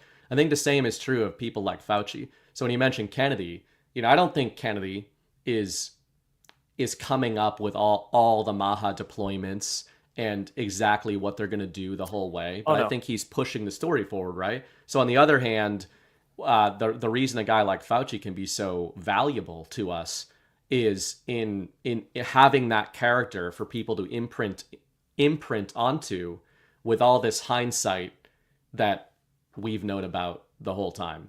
Yeah. Oh no, there's just as much as there's a shadow government of bad guys behind the scenes of these public politicians, these public faces, there's a shadow government of good guys, I'm sure, that are working to infiltrate and do their own agenda, push their own agenda for the American people. And for sure, we need those symbols of pharma corruption just as much as we need those characters or those symbols of trying to end pharma corruption. So RFK Jr. and more recently, Cali Means and others are coming out as those character symbols against pharma corruption. Then you have your Fauci's and your Peter Hotez and that super weird tranny man chick who was the second in charge of HHS that everybody memes with RFK Jr. and puts upgrade on it. So you have these Bill Gates, obviously, as well, with all of his freaky GMO vaccine mosquito fetishes. So these characters are symbols of pharma corruption, and they've got to go down. You know, they have to go down at some point because they go down, system goes down. And can you have system go down without those characters going down? Right. Yeah. Maybe to an extent, but not as much. How do you think on that note, just big, not necessarily in terms of the specifics, but we talk about things like Epstein and that kind of disclosure of trafficking and blackmail. Then there's things like Zelensky is one of my favorite. He's my favorite character currently in the war. Our boy Z. He's not Our Boy Blue. He's not Our Boy Blue. He's doing his best to expose the globalist establishment. But when it comes to health, big pharma, the science, you know, you're something of a science enthusiast. What do you see as major disclosures or storylines that we can or will get in this administration that could reverse engineer a lot of this stuff or spark the sort of awakenings? Like, we all understand, for example, that if and when we get some kind of major blitzkrieg of actual Epstein disclosure outside of this community, we can understand where those dominoes are going to fall and the effects of them. What's the equivalent of that to engender mass public whiplash on, you know, big pharma, the FDA, the CDC, that kind of stuff? Damn good question. I think Pfizer might be at the center of that. Will it be a company or a person? That's a good question there too. Yeah. I would, if it's a person, I would say Fauci or Bill Gates. But the curious thing about Bill Gates is that you also have Bill Gates tied in with Epstein. That's so a good point. I think that Epstein Connect will assist the exposure of all of Bill Gates's quote unquote health philanthropy. And it'll be a hell of a lot easier to question Bill Gates and everything else Bill Gates does with that Epstein Connect that comes out. So Bill Gates' obsession with vaccines and GMO food in Africa, and mosquitoes in Florida, and all these things, geoengineering programs too. So I'm banking on Bill Gates. I think Bill Gates is going to be quite front and center here.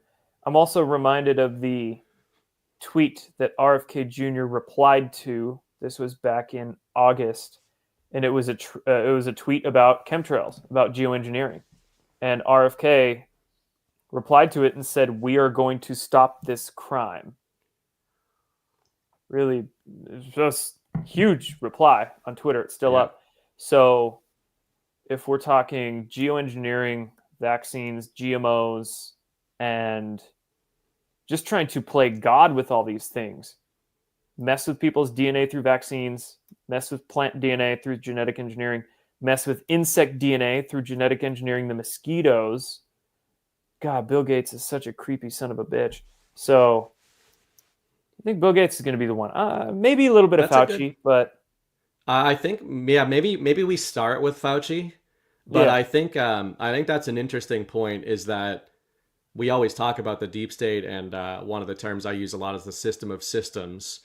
We talk about the different theaters in the info war, but the understanding that there are different theaters is because we know that the media industrial complex, the military industrial complex, big pharma, etc., they're all intertwined in this web. So to your point, some of these figures, some of these characters are specialized in a certain theater, the Faucis, etc.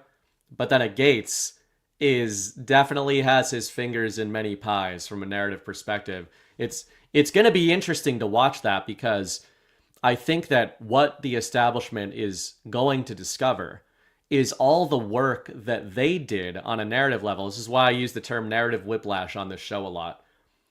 Ironically, the enemy laid the narrative foundation for the awakening. To your point about Bill Gates, taking the conspiracy aside for a second, or the intent, let's say, of Bill Gates, it wasn't info warriors and Donald Trump who told everybody that he was involved in vaccinations, that he was involved in foreign health initiatives, that he's one of the main drivers of tech and innovation in the US, that he's one of the main funders of globalism in the world, huge donor to the Democrat Party, that he was involved with Epstein, et cetera, on a business sense. It wasn't us that said all that stuff. Their own narrative put him as this everyman Swiss Army knife globalist. And now all the work they did to make Bill Gates this like jack of all trades super genius connected to all these different worlds, including, as you said earlier, agriculture even, that's what's going to be impossible for them to reverse engineer, right? It's not Trump that told you that Bill Gates was vaccinating kids in the Congo. It's Bill Gates that told you he was doing this for years when they had control of the story. And it's not Trump that told you Bill Gates is pushing globalism. It's Bill Gates that told you that back when that had a positive connotation for a lot of people. So that seems to be the method to some of the madness. I wonder if Doge is going to bring out a lot of the Gates Foundation funding, and that's going to start to get questioned. Because the thing about going after big pharma, speaking about you need some sort of symbolic character to represent that system to be able to take it down much easier. In the realm of health, you need somebody who's a household name.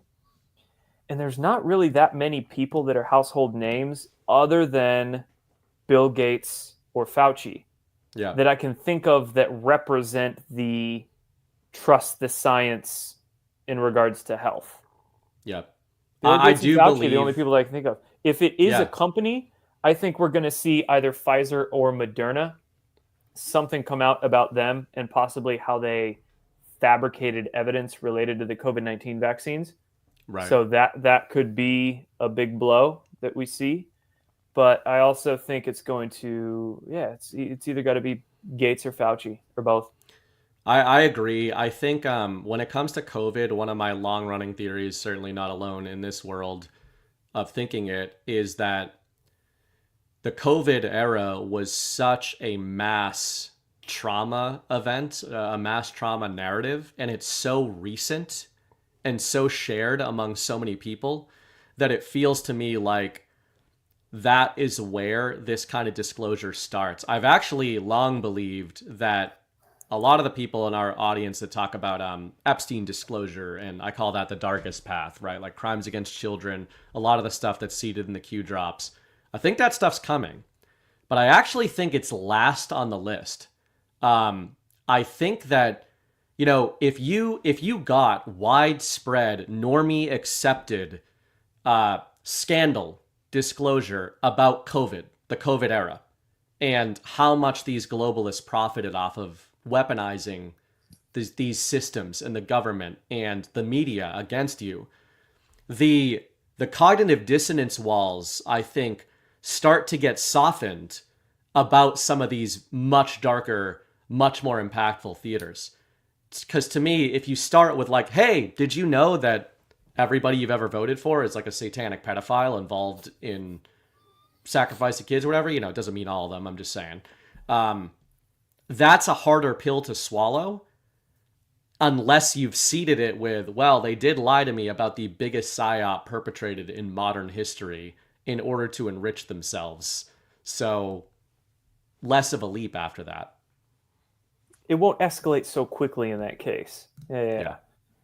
For sure. I also want to know, do you see anything right now out of the administration, or are you looking for anything out of the administration, their deployments, when it comes to technology and energy? Because I know that in addition to health, you're really interested in that stuff. Obviously, from a narrative perspective, we've got Elon Musk front and center. Right now, he's focusing on Doge and everything. But what he was really known for before that was a lot of narrative about energy, about technology and advancement. And now, obviously, we've got AI as a massive narrative. Where do you see that stuff going? In terms of, and is that another surreal thing, given how much you've been focusing on that for years? No, it's not surreal yet because I don't think that's really even begun. Mm-hmm. So what I'm seeing with the Maha is, because that ball is starting to roll, but in terms of next gen or exotic tech, I don't think that. I think we're even still a few years away at least. But the basics of my thoughts there. So Green New Deal garbage, wind, solar, all of that. Super inefficient, actually pretty dirty. It's just a scam. Oil, gas, coal. I think there's more oil and gas on this planet than we're told. There's a manufactured scarcity of it. But there's still a problem with oil, gas, coal, and that is it is still centralized. So you still need a meter on your house. You still have to fill up your gas tank and pipes and all that stuff, transmission wires.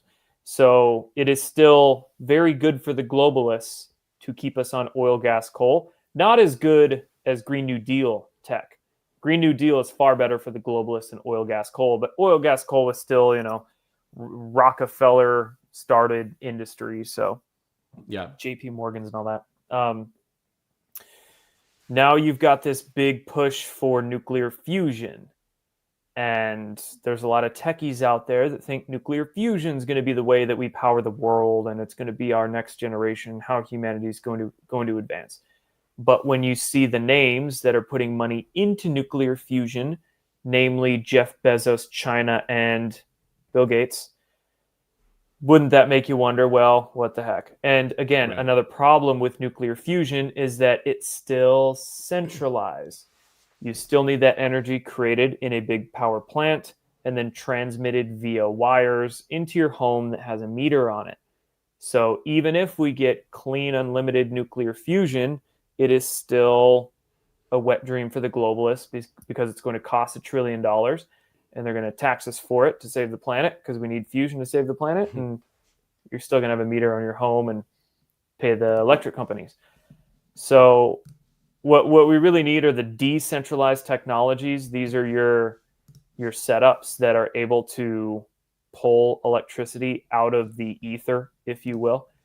I do think they exist, and I do think not only do they offer energy generation potential, but also kind of goes hand in hand with propulsion as well, exotic propulsion. Right. So there's another archaic technology we're using, and that is controlled explosions to propel things, propel cars, planes, rockets. We're still using liquid fuel and controlling an explosion to generate thrust. And it's very inefficient. And they're very difficult to turn or drive or operate as well using wings or rocketry. So my left hook was actually powered by 0-point energy when I was fighting. That's one of the reasons it was so devastating. You're right. A lot of opponents are using controlled explosions. So it's the opposite of that is implosion. So you're imploding their face with your fist and just destroying them. But no, really, it's instead of explosions, we could use the reciprocal of that, implosions, and basically utilize the natural motion of energy, which is a toroidal pattern and in a spin pattern. And we can use that to figure out how to make things go faster, if you will, with essentially zero fuel. So in terms of Elon, I have this kind of utopian thought in myself that, it's pretty clear at this point that Elon is working for Team Good Guy in a variety of capacities, buying Twitter, now doing Doge. So Elon is like this surrogate for white hats. I reversed on that. I've talked about, I used to be on the other side of that, and there's too much evidence now in many different directions. You are, I'm exactly where you are with that. Yeah. So, I had questions for Elon a few years back as well. Don't get me wrong. But after him buying Twitter and then going full MAGA and not doing Doge, I'm like, all right. I do think during the Obama years, Elon was probably blackmailed, or they had something on him during the Obama years. So he was a puppet back then. But then when Trump was elected in 2017, Elon made a deal. Trump cut those strings. And then Elon said, okay, I'll do what you needed me to do. And now, here we are. And if you're looking for I want you to keep going on Elon, but just as a little aside on what Jordan just said there, you could say something like that, right? And it's like, okay, is this just a gut feeling? I would suggest that there are gravitational tells to suggest that what Jordan just said there is apt, because I've come to the same reading. And for me, some of the gravity there is actually Elon's former associations in the 90s and 2000s, and where the public narrative is right now with him versus those guys. So, for example, your Reid Hoffmans of the world, your Sam Altman, people like that he was in business with at that time. The way he talks about those guys now, even though some of them try to draft off of Trump, and we recently saw Altman in the Oval Office, etc., making a big deal, and then he got rug pulled by Xi Jinping like a day later, 2 days later. It's like the two guys who humiliated Sam Altman the most that week were Elon Musk and Xi Jinping. That had Sovereign Alliance written all over it to me. But to your point on strings being cut, I kind of blew Chris's mind. He apparently didn't know about this, but on a story hour a week or two ago, you guys should dig into the PayPal mafia and the history of the PayPal mafia, because Elon was a member of PayPal, and according to him, Peter Thiel and some of those other people essentially staged a coup on him. And, Sam Altman did something similar in the energy space. Reid Hoffman did something similar when they had worked together. And Peter Thiel is somebody I've gone back and forth on. I've thought some good things about him. You know, he's supported Trump in the past, etc. But there are as many, if not more, concerning things down the Thiel rabbit hole than good things. But Elon seems to have completely bifurcated, separated from that old group of techies, and definitely seems to be in-house Trump, in-house MAGA these days. Yep, I definitely agree on that. So I'm hoping that Elon is going to be used as a part of a plan to be the conduit in which the good guy shadow government is going to work to disclose the tech to the public, and they could do this through Tesla and or SpaceX, and it's going to be in a drip trip fashion because it has to. The Boring Company. Yeah, they're going to probably start with upgrading the battery to maybe from lithium to sodium solid state batteries or something like that. So Tesla cars are going to get much better range and efficiency and all that sort of stuff. And then maybe after batteries, we'll get some kind of invention. It might not come from Elon's companies. There could be some other like good guy shell company somewhere that's really a small startup, but will come out of the woodwork and explode in popularity. And they'll probably say, oh, we can make a hydrogen car, or we figured out how to make a car that runs on water and it gets 100 miles per gallon on you just using water as fuel or something like that. Yeah. Also, with how disruptive these things are to trillion-dollar industries, they also have to be really careful, not just for the psychopaths it's going to piss off, but even for the average Joe that goes to his, $80,000 a year job at oil company. You got to think of those people too when bringing out these kinds of disruptive technology. So you have to be really careful with it. And that's why I think it's going to be drip, drip over multiple years to allow these industries to change with what's coming out. You can't have mass disruption, right? Like, because this is why I think when I had General Quast on a couple of weeks ago, he talks about nuclear a lot as one of the transition points. Especially, and he actually does talk about it in a bit of a decentralized manner. If we get micro reactors more widespread, sort of a decentralized grid. Yeah, those would be like decentralized, centralized, kind of at the same time, right? But there has to be transitionary steps. So I could see fusion most definitely being a part of one of those transitionary steps. But in terms of like Elon's wild dreams to set up a colony on Mars, I don't know if even nuclear fusion is going to get us there. Yeah, right. Definitely. I mean, maybe you could power the Mars colony with some sort of micro reactor, but getting to Mars would be the problem because rockets are going to take 9 months. What's up? Matt Damon did it. No problem. Matt Damon.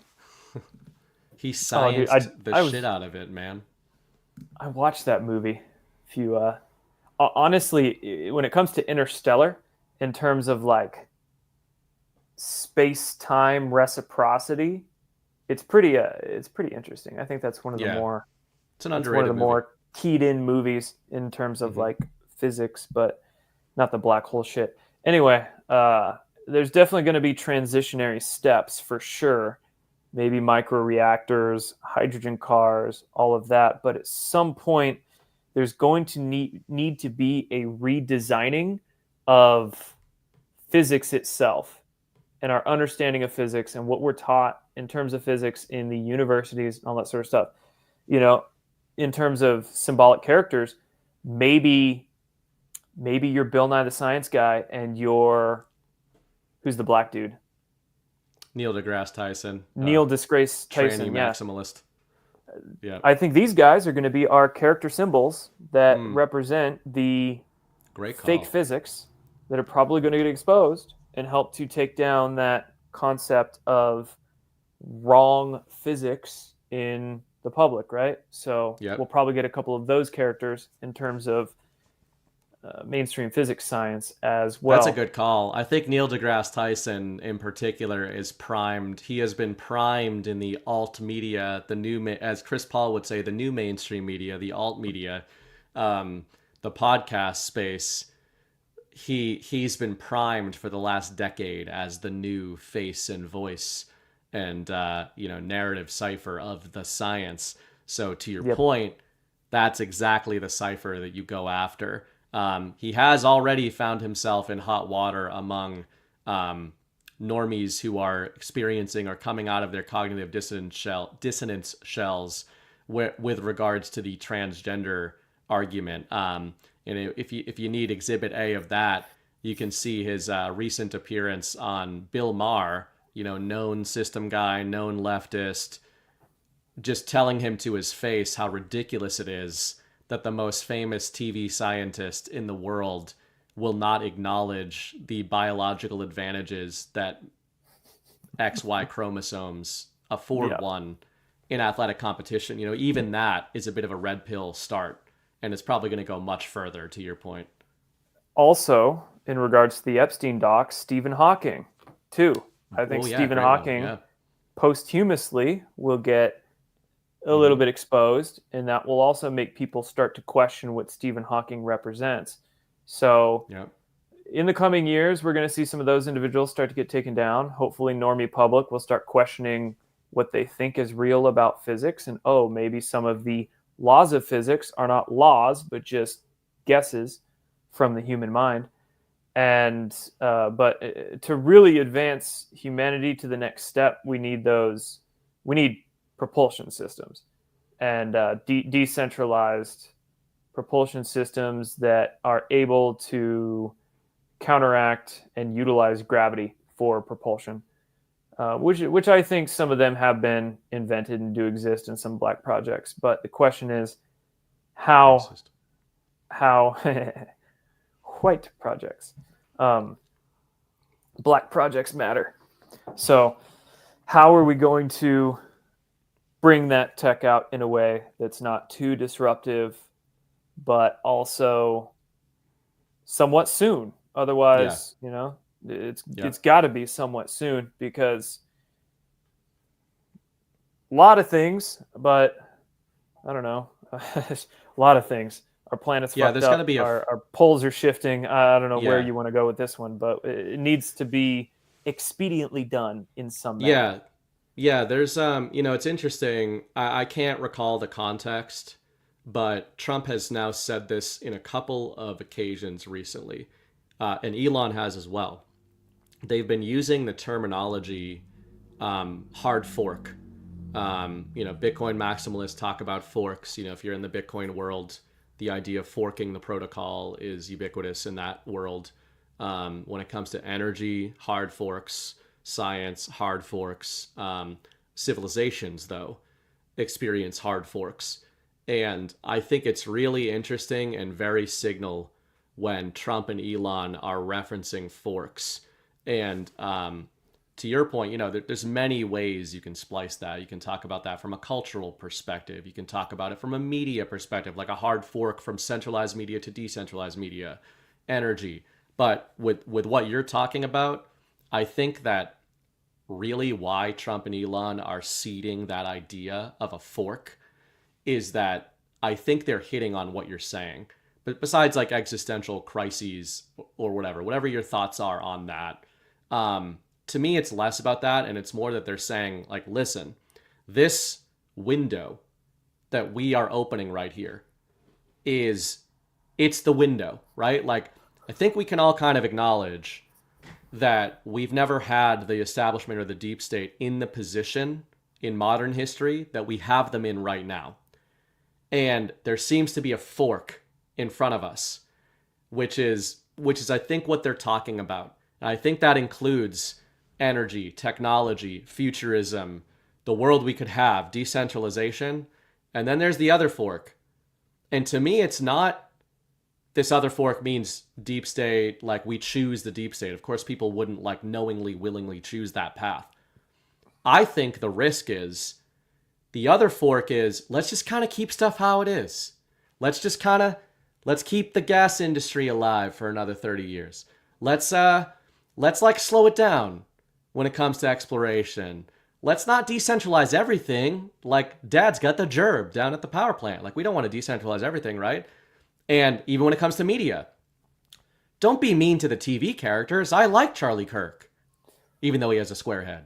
Like that's what I see as a bit of a fork. But I wonder what you think there. Do you think we're automatically going down this golden age, decentralization, we're going down this fork?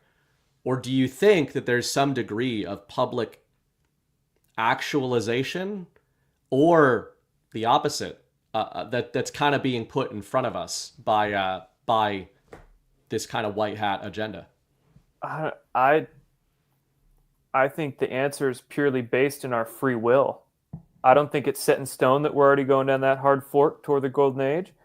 I think we're based on our choices, especially our choices over the last 10 years, we're heading down that fork, but it's an infinite number of forks that go out, right? Like from this moment of now, there's an infinite amount of potential futures that are all predicated based on the choices that we make here and the choices we continue to make going forward. So, but we've been making some decent choices so far, I think.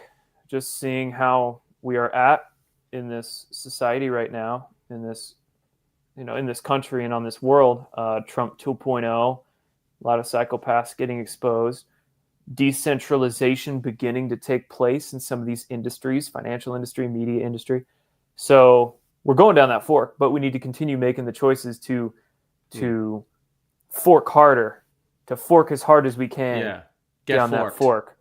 Get forked. Yep.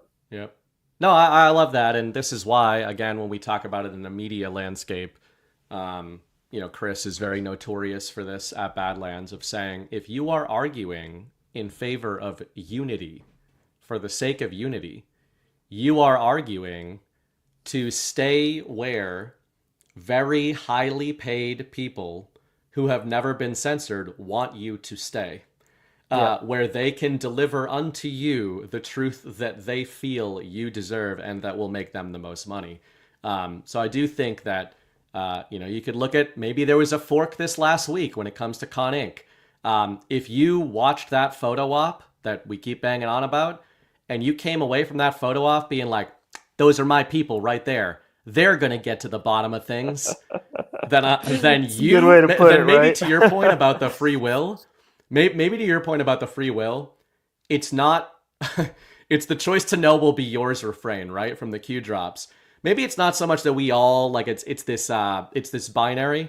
Maybe some people get to go over here and like watch Con Inc. wave binders around and being like, they're going to deliver the truth to me. Those are my people. And maybe other people go like, hey, I could just figure this shit out for myself to the best of my ability. And same could be said for this tech stuff. I know Jordan wanted to be a little bitch, and he probably wants to go to bed. So with our last little bit here, I'm all right. Let's go. I want to hit you with a very tiny topic, which is when we're talking about white hats. I'm gonna fuse all these into one question, and you are going to definitively answer it for us. Okay. When it comes to storytelling, we're talking about hard forks in humanity. We're talking about the past and the future. Decentralization versus centralization. Good versus evil. Patriot white hat plans versus deep state black hat plans. Disclosure, exposure, etc. If there is one interesting conspiracy rabbit hole and storyline that to me sort of encompasses all of that, it's the timeline war sort of conspiracy. Now, there's many ways that goes, but what I'm referring to here is when you talk about Elon Musk and you talk about Donald Trump and Tesla and energy and decentralization, what do you think about where this plan started from a patriot perspective? You're talking about things in a similar way I do in terms of thinking we're going down a fork and that there's a disclosure. There's some sort of rollout happening, right? I assume that you don't think that rollout was cooked up in 2015. When we talk about John Trump getting the Tesla papers, have you dug into a lot of that stuff? And do you think we're looking at something kind of coming to a head right now that has been going on in the shadows? You talked about shadow plans on both sides for a long period of time. How do you think about that stuff, especially when it comes to, a future timeline we might be going down? Oh, 100%. I mean, in terms of the Q drops, maybe that one was drummed up quite recently. Maybe somewhere around 2013 or 14 or something like that. Or maybe it was planned out a little earlier, or maybe a little later, and it just kind of like came to their brains and they're like, oh shit, this is a great idea. Okay, let's do it. But we can't say for sure exactly when a lot of these things were planned behind the scenes.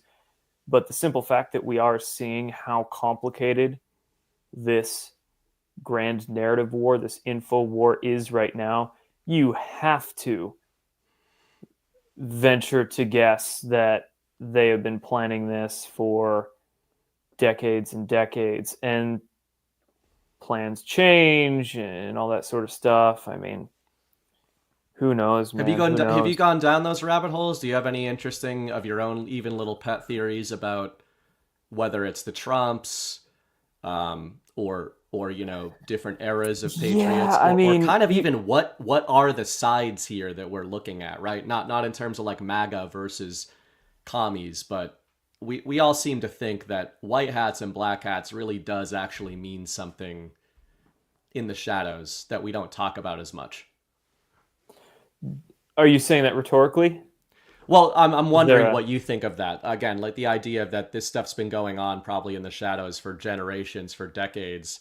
What do you think of in terms of who these sides are, and even stuff like the Trump family? Do you think that stuff goes back a while? Kind of recently, I've been diving into fallen angel Nephilim stuff, like trying to trace this back millennia and millennia. And give us an overview of what you're looking at. Well, what brought you down that path? I guess recently I've been curious, not about any religion specifically, but like comparative between them, and to see which scriptures and which mythologies might not really be mythology, but more real in a symbolic fashion, and then trying to cross-reference, okay, the story from Greek mythology says these things. You can actually find quite a few similarities between these mythologies over here, or maybe the Bible, or this religion, that religion. In terms of like Nephilim and fallen angels, I mean, you have the stories of the giants from ancient times, and they were looked up to as gods by the beings on this planet. Maybe there was some genetic engineering or fiddling from these gods with the life that was here, and the plot of Prometheus. Yeah, something like that. So, in terms of like who the actual bad guys are on this planet, sure, we have our psychopath humans that we see in front of the cameras, but there's always people behind the scenes, and people behind the scenes of those people behind the scenes. And then you wonder, are they even people? So I'm not too familiar with all the specifics and ins and outs, but it's just something I'm starting to dive into. And it's such a complicated topic that it is really difficult to get a specific signal on it. But only in the info war can you have a totally normal conversation with somebody else that's in the info war and be like, so what are you looking into recently, man? And it's like, on a normie podcast, it'd be like, oh, I'm starting to look into woodworking, or I'm trying to dig into what started. I've been working on my car. War. Fixing an alternator. I'm really looking into the origins of giants and the Nephilim and trying to connect that and cross-reference it with. But man, it's fascinating. I often say that those are some of the rabbit holes that sometimes I tiptoe down into, and then I back up, not because I am afraid of it, but because I'm so obsessive that if I go down there at this stage, I'm just going to stay there for so long that I'm going to lose my horizon in the other stuff. 100%. Like I've gone through 2-3 day binges where it's like all day long I'm just researching this stuff, and it's like, crap, I have responsibilities. I have, I don't know, a live stream to do on Badlands or something. Like I have to pull away from this, and it's tough. And okay, maybe I could dive down these rabbit holes and then change all my content on my Rumble account to this, but then people out there would be like, what the heck are you doing? I follow you for this, or I follow you for that topic. Why you changed all of it? So it's tough. Like, I'm sure you have all these passions too that you start diving into, and it's, if you were to report on them, your followers, some of your followers at least, are probably like, what the heck? This isn't what I'm here for. That happens to me when I talk about Bitcoin. I mean, I could be totally wrong about it, but for me, it really was eye-opening to me, not just in terms of a monetary technology, but the Bitcoin it's not the Bitcoin rabbit hole. It's the Bitcoin maximalist rabbit hole. Some people hate that. For me, it was very eye-opening to I'm fascinated by why people believe what they do, and especially people I respect. And what stories were told to them, true, false, somewhere in between, that got them down those paths. And when I went down into that maximalist rabbit hole, I thought I was going to kind of recoil and be like, man, there's a lot of noise here. But instead, I found it, for me personally, incredibly signal soaked. Like the way that some of those people talk, it's like you could have no idea that they are talking about cryptocurrency or Bitcoin. If you talk to the right ones, you're going to end up down those rabbit holes of first principles, logos. When did humans start assigning meaning to X, Y, or Z? Like, that's not really happening when somebody's like, hey, what's the latest meme coin that you bought? Or what's the latest, what stocks are you into? Like, they're not going to ask you to reverse engineer human origins of valuation creation. But when it comes to the Nephilim and everything, I've probably not even gone as deep as you have. But that stuff doesn't that stuff relate to like Antarctica is kind of connected? And maybe there's rumors it does, but there's a lot of those theories like, ooh, Trump's family are time travelers and all this sort of stuff, and even the Antarctica narratives, which I did promote quite a bit of maybe 6-7 years ago. Not so much anymore. Some of those conspiracy theories I'm kind of lukewarm to these days, when maybe at once I was real warm to, just because, evidence, and like we were describing earlier, if something gets promoted as much as it is promoted, especially online and with algorithms and all that, then you got to wonder how signal it really is. But and I mean, in terms of comparing what's going on now and trying to, I guess, redefine our understandings of ancient scriptures, I think science and religion say the same thing when you look at religion allegorically and symbolically. And then you also understand that mainstream science is trash, and you have to actually look at, I guess, the alternative narratives underseeding that. So, in terms of like Earth's pole shift going on now, Earth's magnetic field weakening, is it becoming gay? More gay or less gay? Very gay.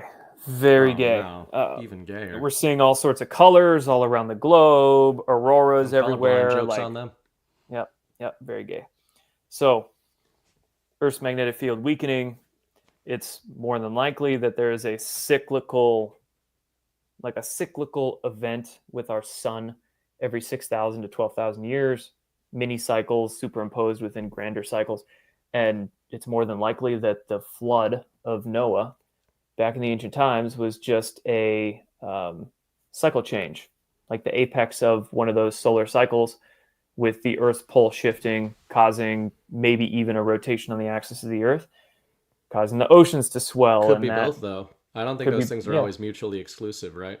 No, one is the effect of another, which causes another effect, So Earth or solar micronova goes off, Earth pole shift, also a physical shift on the axis of the Earth, causing oceans to swell, and you get your flood from that. So I think a lot of these stories from the Bible and other mythologies too, like Greek mythology and Norse mythology too. You look at their gods in Greek and Norse mythology, and you compare that with what we were reading in the Sumerian texts with like the Anunnaki. There's quite a few parallels there, and maybe some of these Norse and Greek mythologies weren't just fabled fabrications, but were actually describing those Anunnaki or those Nephilim from back in the day, at least in some. Of course, there's a lot of embellishing and all of that in a lot of these mythologies and scriptures, but I think there is some truth to some of them as well. You just really have to know how to read between the lines and read through those symbolic references. Yeah, for me, you touched on too when you mentioned floods. It's funny. I named the episode "Flood the Zone" about narratives, but my favorite conspiracy rabbit hole that I thought I was going to go down and dismiss entirely, but ended up not doing any such thing. Mileage varies greatly on this, but when it concerns the flooding, etc., I find the mud flood rabbit holes fascinating. And Tartaria, there's a million different names for it, right? And I think where people go wrong there is they'll try to be like, this is what the story is, right? Like, this is what Tartaria was. I look at it much less like that, and I look at it more like, hey, what is the implication here of something like Tartaria? To me, it's just merely playing with the idea that what we have been told about our history is not true, and that there may have been, likely were, highly advanced ancient civilizations. That's not new in conspiracy world. But I think the Tartaria rabbit hole started getting me thinking differently, the mud flood rabbit hole, on a temporal element that I find really fascinating. So, for example, if that we talk about all the time had quote unquote won the narrative of COVID and the lockdowns, that was just a few years ago, then that's a hard fork in history. Like, I don't think they did win the narrative. I think that it backfired on them. But if they had won that narrative, it becomes a totally different history. And if you're then reading about that history 50 years from now, that's what the history is, right? So the idea that some people can dismiss as being like, you're saying a highly advanced civilization might have existed like a matter of 1,000 years ago rather than 30,000 years ago, that's what that opened up for me, of saying, why, even if you look into people that talk about carbon dating and everything, the people who invented it, it's like the PCR test. They talk about how wildly inaccurate it is, and how the bands and the ranges that we're talking about, you turn the History Channel on, they're like 32,000 years ago, 300 and whatever million years ago. And they're like, yeah, it could be that, give or take 98% margin of error. And then, you look at stuff like that. That's kind of what that opened for me, of going, man, maybe we did have some stuff going on Earth that was really advanced and way more recent than we thought. Yeah, I haven't gone down the Tartaria rabbit hole myself, but totally. Yeah, we got to question everything. Question history, question science, question governments and religions and all of it, right? And that doesn't mean that it's all 100% wrong. It's just, there might be some flawed foundational understandings there, and a little few tweaks here and there in our understandings of, I guess, history, religion, science. I think we're just so egoically attached to belief systems, and it's really kind of hindering us in our search for truth. Is this attachment, emotional egoic attachment to these belief systems? And it's just weird to me when I look at humans and they have this, like, their whole identity is wrapped into these abstract thoughts in their head. Yeah. And their whole livelihood is in what that book says, or that book says, or what that person says, or this ism or this ist. Or what Charlie Kirk says. Yeah. I do have one more thing, and I'll go into boosts and rants. Given what you just said, and we're at the advent of Trump 2.0 and the golden age, etc., and how long you've been doing this, what do you think?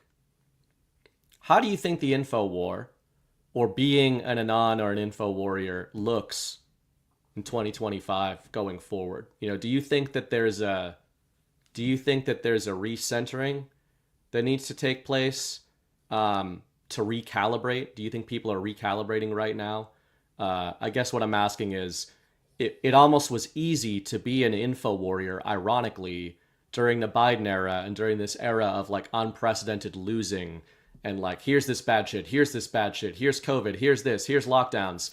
And you can oppose that in the info war.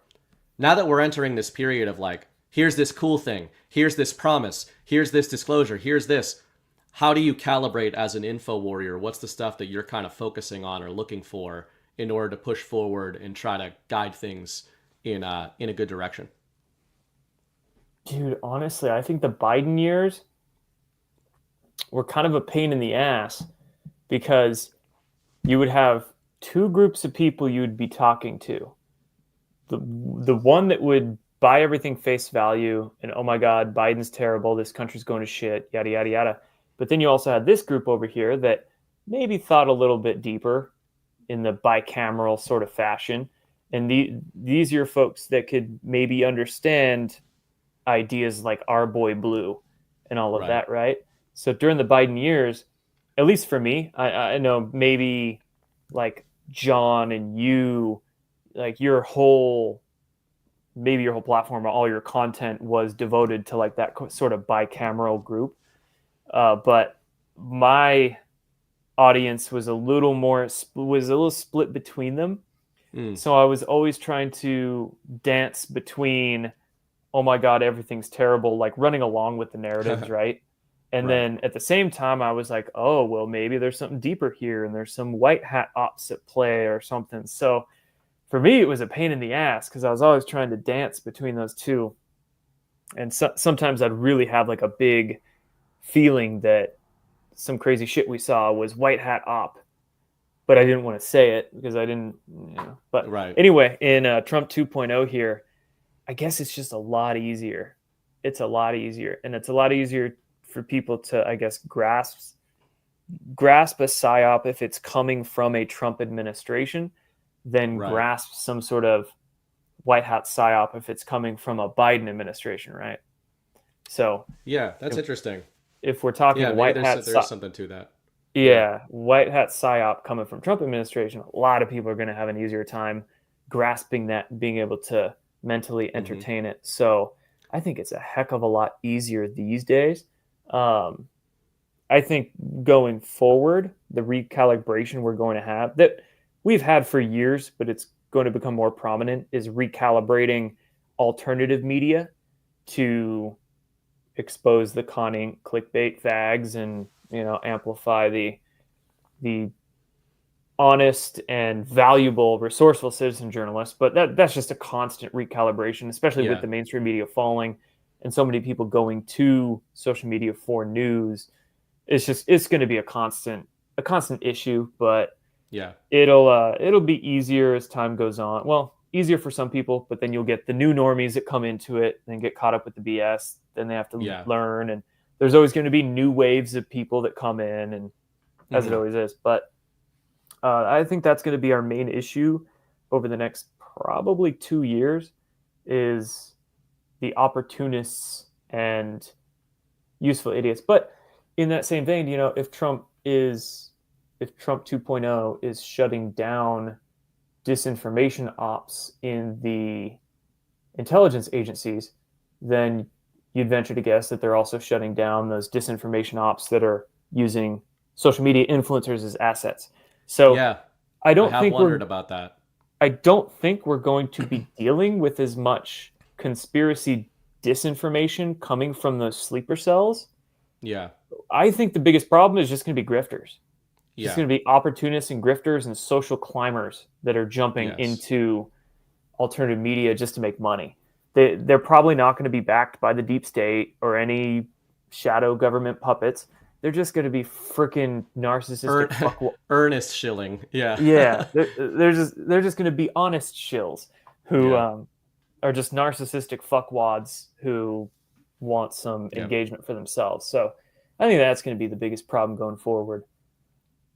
I agree with you. I think that's the reason a lot of us at Badlands have been maybe automatically calibrating our antenna in that direction. Sometimes I think about what do we do, right? Like, what is, in this whole audience, what is being an info warrior about? I kind of went on a rant about this on Wednesday night about my personal opinion on some of the interpretations of the Q drops that I find annoying. I'm a Q drop person.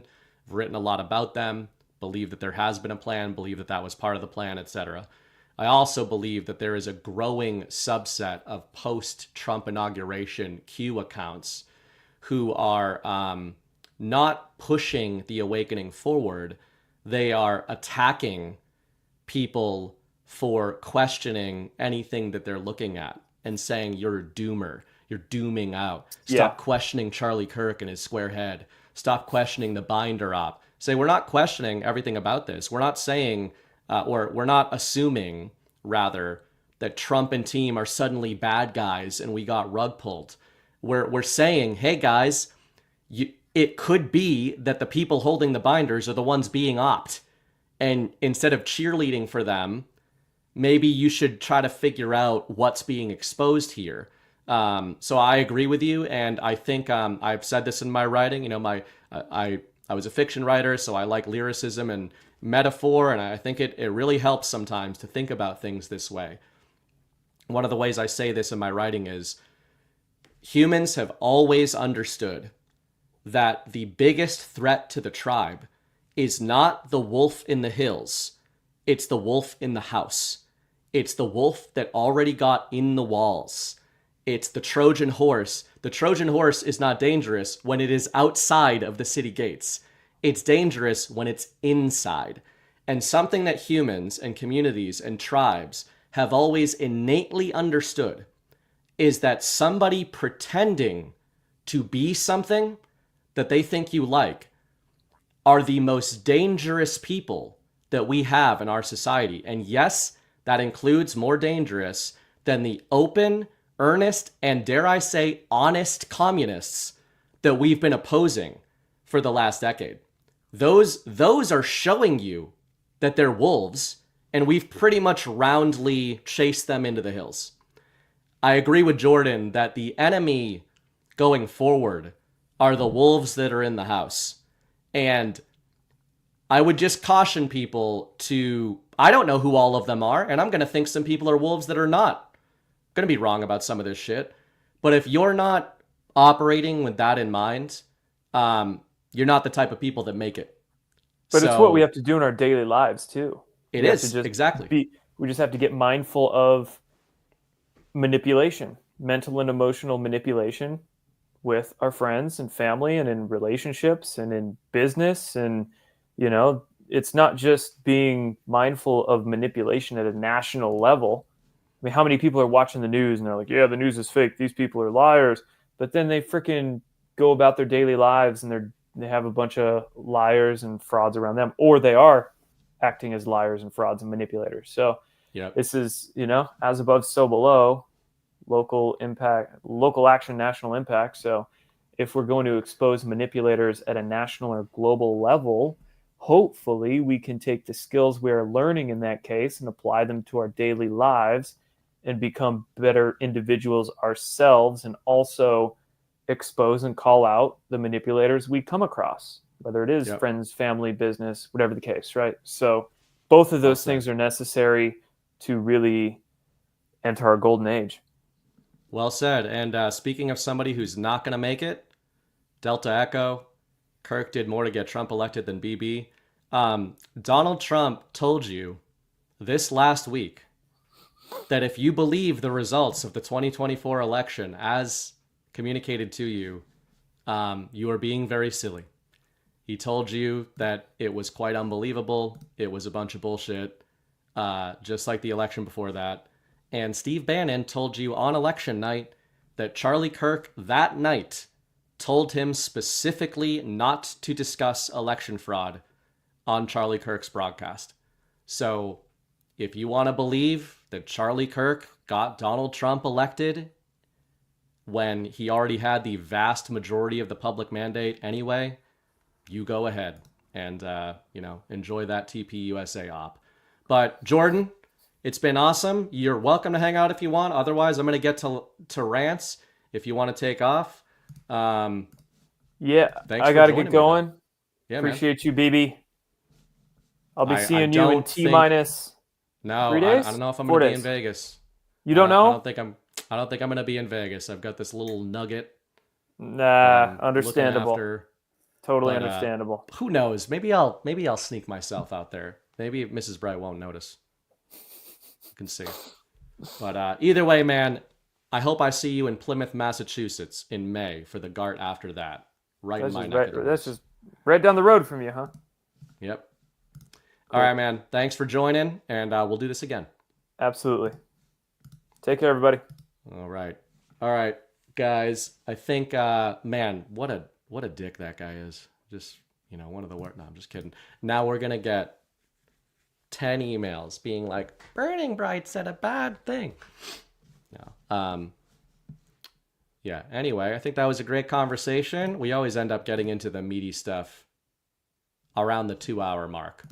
That's when we start to find some signal and people get upset about the Charlie Kirk thing. Hey, there's some tongue-in-cheek nature of what we're doing here as well. And if you find yourself getting triggered about people saying things about a TV character that you like in particular, maybe you got to reevaluate your calibration settings. Just saying. I'm going to get into some boosts. We have some from last week. Speaking of GART Vegas is going on in just a few days. Single day tickets are available. I think there's still some VIP tickets available. I think there's tickets all over the place. Big venue, so lot of opportunity to go there. That should be pretty cool. I don't think the whole thing will fall apart just because the Brights are not there, although it could, which will only increase our power. So check that out. Virtual tickets also on sale as well. That gets you access to a Telegram chat, etc. Yeah, somebody in the chat said John said the venue won't sell out. I think we have the opportunity to expand at this venue, which we do not at all of the venues. Either way. All right, boost. Joe K, $17. Wow, what a great discussion. BB and Sean, two of my favorite Badlanders, having one of the most interesting discussions I've heard in a long, long time. God wins, God bless. Thank you. Yeah, Sean Pip was on the show last week. He's a systems engineer. A lot of people didn't seem to know that. So we talked about the system of systems, the deep state, etc. That was a good discussion. Glad you guys are liking the show. You never know what you're going to get on the show, which was kind of the point. Get bored talking about the same stuff over and over again, even though there's a lot of reruns going on. So I really like having different InfoWar people on and just kind of seeing where it goes. Because these are always the best conversations that you have in the InfoWar, is just talking about what you're into at that moment. Vince, 17, Bible app, great tip. I do the same thing in the car to sleep. Recommend starting with the Gospel of John through Jude. Only takes 10 hours to listen.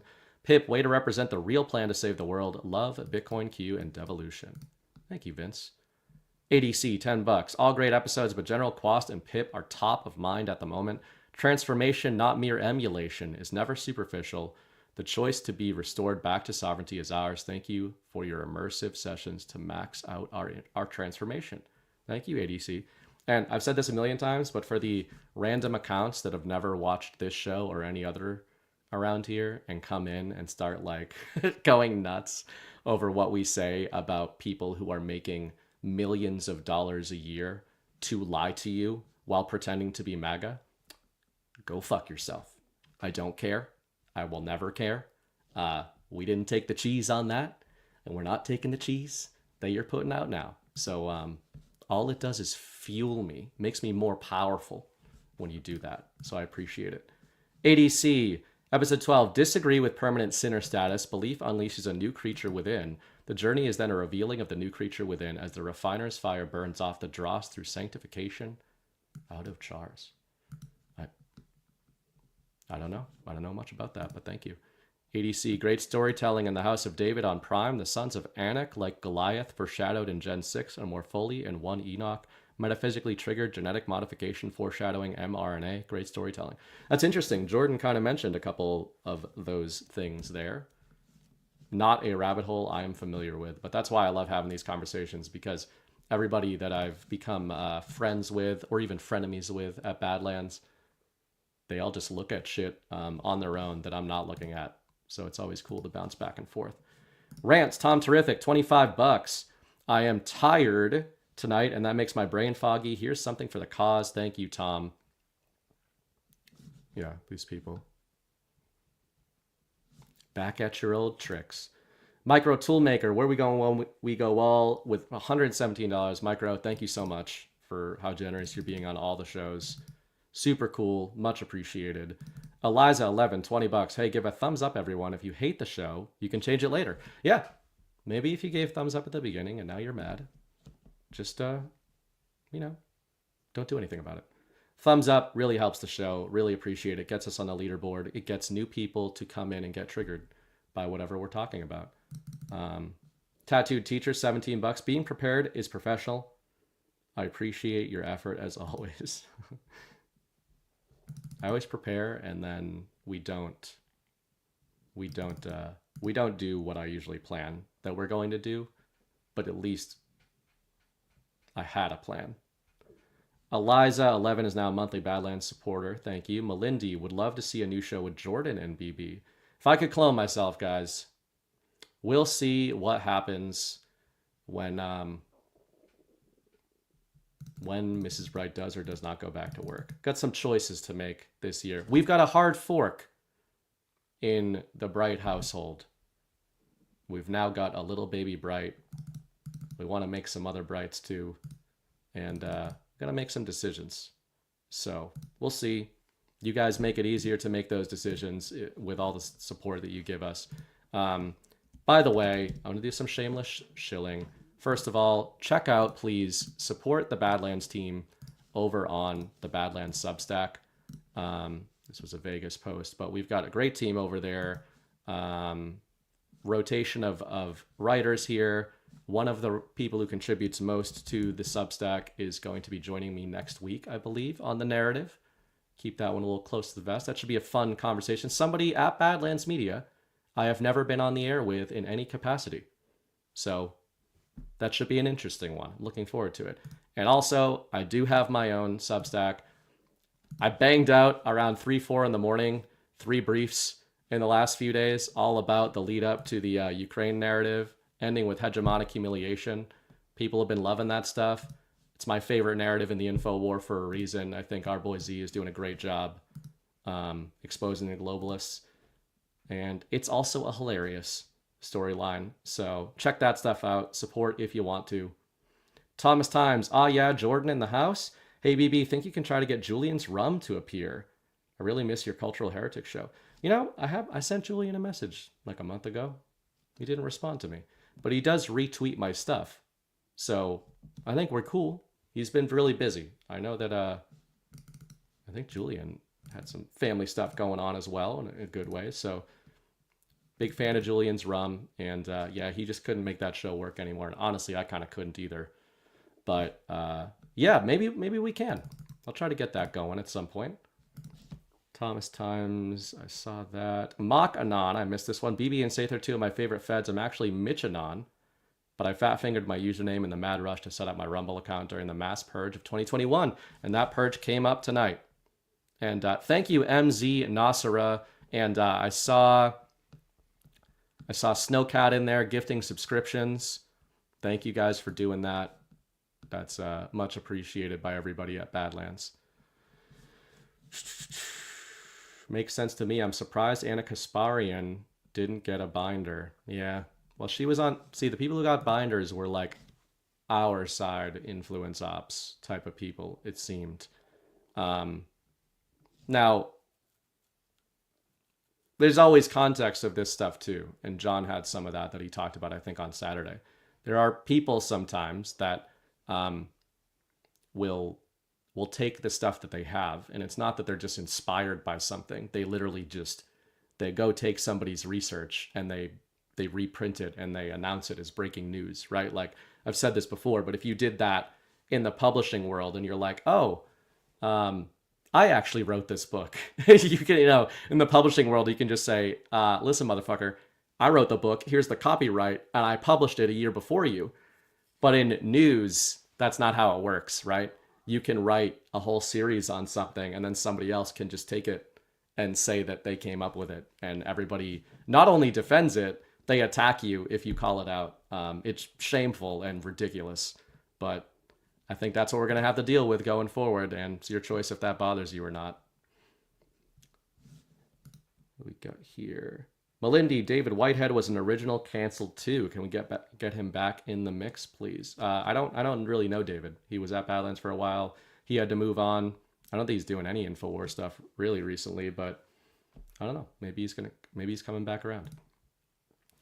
Cut 145. $50. I appreciate you both. God bless America. Where we go, we go all. Thank you very much.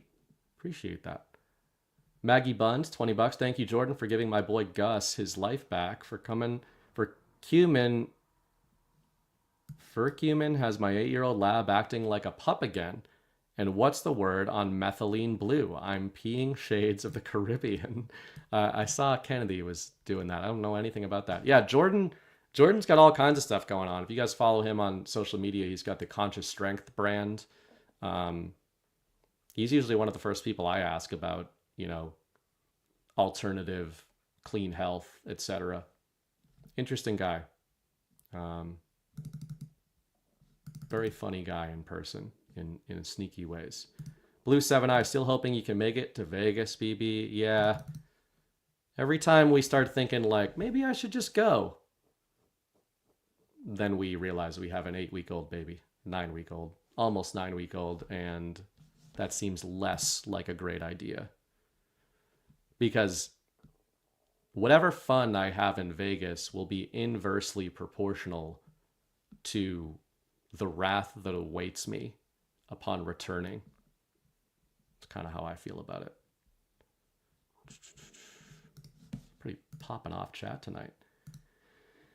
James Klain. Oops, missed one. Cosmic Thing, $17. Thank you, BB, for having Jordan on with you. I've been following him since he was on YouTube. Finally got to meet him at GART 1. You two together are great. Thank you. Appreciate it. People have been loving the rotation. I was nervous that people wouldn't like the rotation, but hey, I'm glad you like it. There's going to be some episodes that you don't like as much as others. That makes sense. But I like the variety. James Klain, the show is great. Love your analysis and your weekly guests. Thank you. Tom Evs, $10. Magnets are a topic from Cliff High regarding propulsion rather than a fuel of some sort. Perspectives shared tonight are outside the box. So refreshing. Thank you. Interesting rabbit holes. ConsciousStrength.net from Petty429. Check that out, guys. Support Jordan. Snowcat Operator, adults are giants to children. That's true. Banish the Shadow. Has Jordan heard of Dr. Michael Heiser regarding the Nephilim? His book, The Unseen Realm, is a thorough, scholarly, yet readable work on the subject from a mostly biblical perspective that's grounded. I did see years ago somebody shared that book, and I put it in my Amazon cart, and I never bought it. Partly because I hate Amazon. But, yeah, I have heard about that. Hugh Mann, a known Brit, which is not a good thing. Great job, chaps. You'll be missed at GART, BB. I'll drink all your beers for you. Thanks, Jordan. Great stuff. Yes, do so. Get it on film. Hugh Mann brought some quality bourbon to Myrtle Beach and seemed impressed that I was just drinking it neat all night. But that's what we do in Brightsville.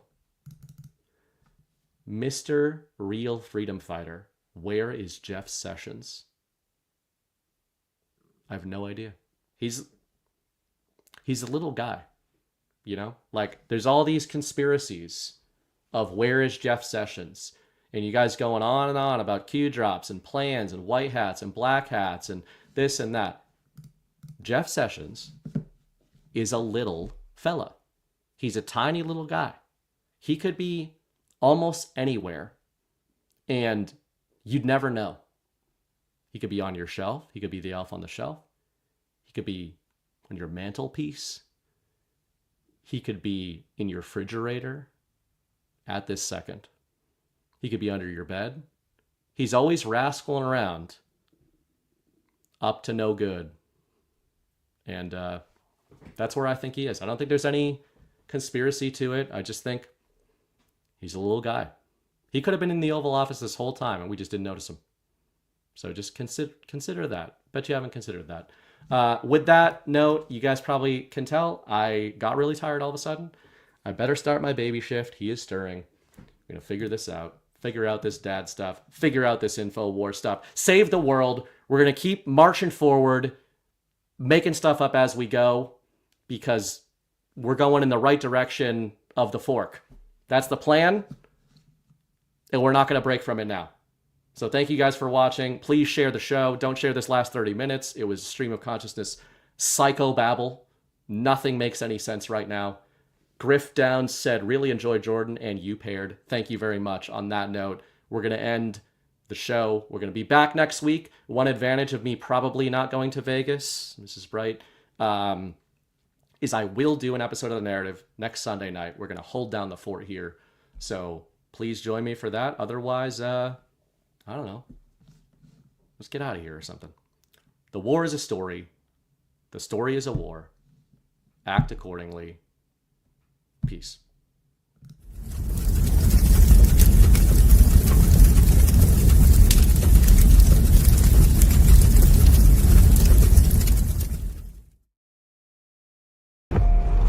We were sleeping. I've been sleeping. I've been turning away from a truth I wanted not to face. There is a wound that won't heal at the center of the galaxy. There is a darkness reaching like rust into everything around us. We let it grow, and now it's here. How many men have you killed, Malone? I don't know. 50? 100? Countless. Countless has a nice ring to it. And how many lives have you saved? 500,000. Population of King's Landing. Tell me if your precious Randy commanded you to kill your own father and stand by while thousands of men, women, children burned alive, would you have done it? Would you have kept your oath then? Our time has come. We prepared. We grew stronger. While you rested in your cradle of power, you were trusted to lead the Republic. But you were deceived. You assumed no force could challenge you. Now, finally, we have returned. The visions are clear now. I see possible futures all at once. Our enemies are all around us. And in so many futures they prevail. But I do see a way. There is a narrow way through. It's not a prophecy. It's a story that you keep telling, but it's not their story, it's yours. They deserve to be led by one of their own. What your people did to this world is heartbreaking. We gave them something to hope for. That's not hope! We have survived by hiding from them, by running from them. But they are the gatekeepers. They are guarding all the doors, they are holding all the keys, which means that sooner or later, someone is going to have to fight them. I wish none of this had happened. So do all who live to see such time, but that is not for them to decide. All we will have to decide is what to do with the time that is given us. Forgive me. I did not see. I have failed you all. Oh, You fought bravely. Captain Armor, I do not know what strength is like that. But I swear to you, I will not let the White City fall. Our people fail. Our people. Our people. I wish you good fortune in the wars to come.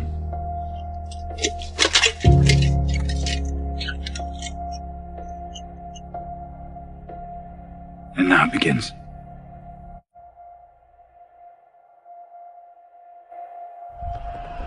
No. Now it ends.